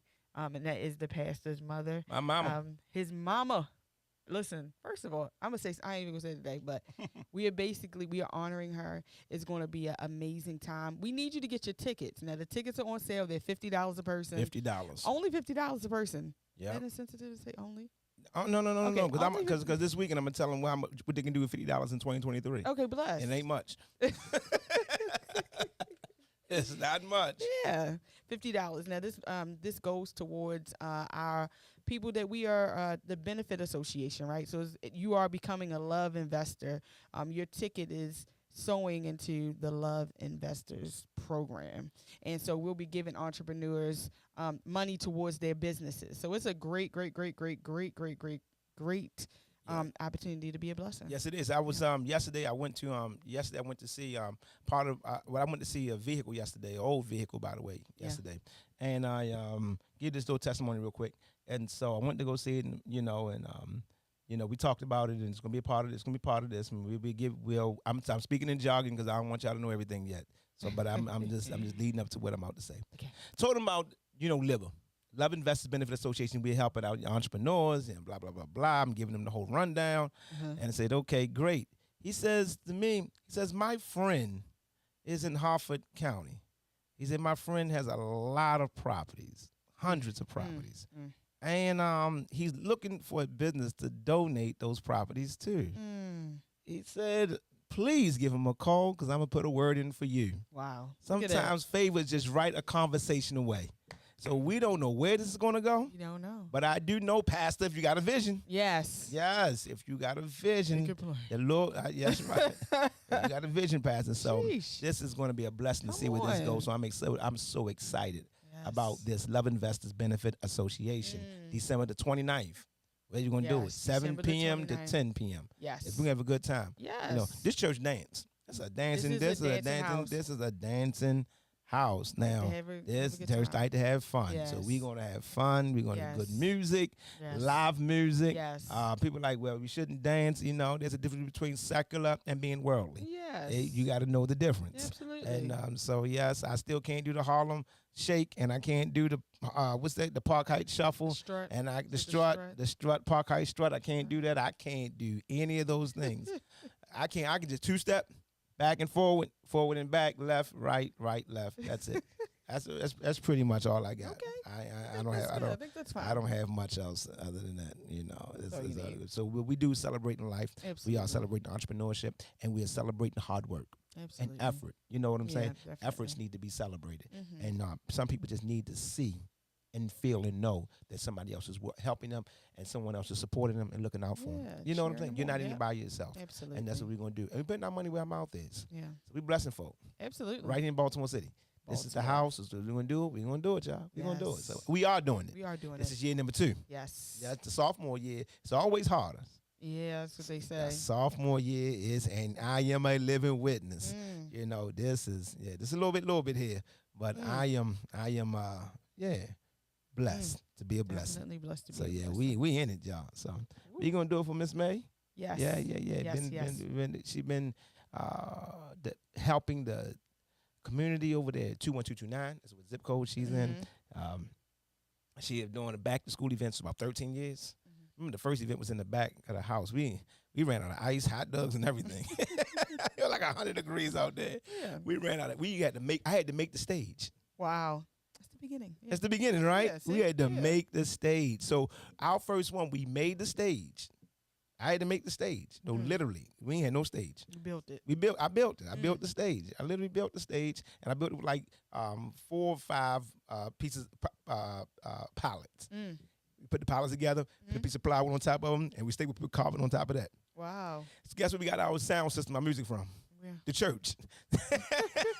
So we took all the church sound system. We took the whole sound system out. Yes. We took the whole sound system out, and then we connected a radio to the sound system. And that's how we had our music. Okay. And then we had a speaker to the little sound system. That was our little music. My brother like, man, we got to get a DJ. We ain't doing this no more. We're going to get a DJ. And my father, he was alive at the time. He came out there with his washboard. Wow. A washboard. Okay. A washboard. That's right. A washboard. That's right. To a back to school event. He said, all right, y'all, line up. Stand up. He started talking about Jesus. Wow. Yeah. Okay. I said a little word. I just remember it being hot. I bet. Just hot. I made it happen though. Hot. You made it happen. Now 13 years later, I mean, it is huge. Mm-hmm. One of the biggest ones in Baltimore City. Yeah. Yeah, we're going to keep doing it. Definitely is a true example of business and Yeah, entrepreneurship for sure. Yeah. Stick to it from this and giving Yes, back. And giving back. We giving back. Everything is fully paid for. Giving back. We Yeah. get donations from our family and friends, and you know what I'm saying? There's a 501c3 connected to it. Yeah. And everybody just Wow. come out and just be a blessing. You Beautiful. know, one time we had the guy that do Michael Jackson. Yeah. He was out there. Oh, wow. Yeah, man. Oh my God. It was real. Woo. Yikes. It was fun. Wow. It's fun. It's fun. Everybody it's know fun. him. Oh my goodness. So so let's do it.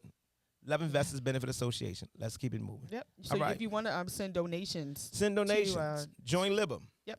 Join Cash App, Libba. dollar sign. Cash App, $ Join Libba. Yep. Right there. Go to the website. Join Libba. You'll see everything. And yes, let God be God. absolutely. Thank y'all. Thank everybody. Thank you so much. Listen, we hope that you enjoyed this episode of Pastor Anthony Said. This episode will be available on Tuesday. Every Tuesday, our brand new episodes are available. Make sure that you subscribe and that you like us on YouTube and Facebook. We are your spiritual podcast station, and we just brought you the uncut, unblocked, and unscripted. We are the only place in the podcast universe giving you a balanced approach and a look at the other side. Everything from A to Z. We love you, and thank you for loving us.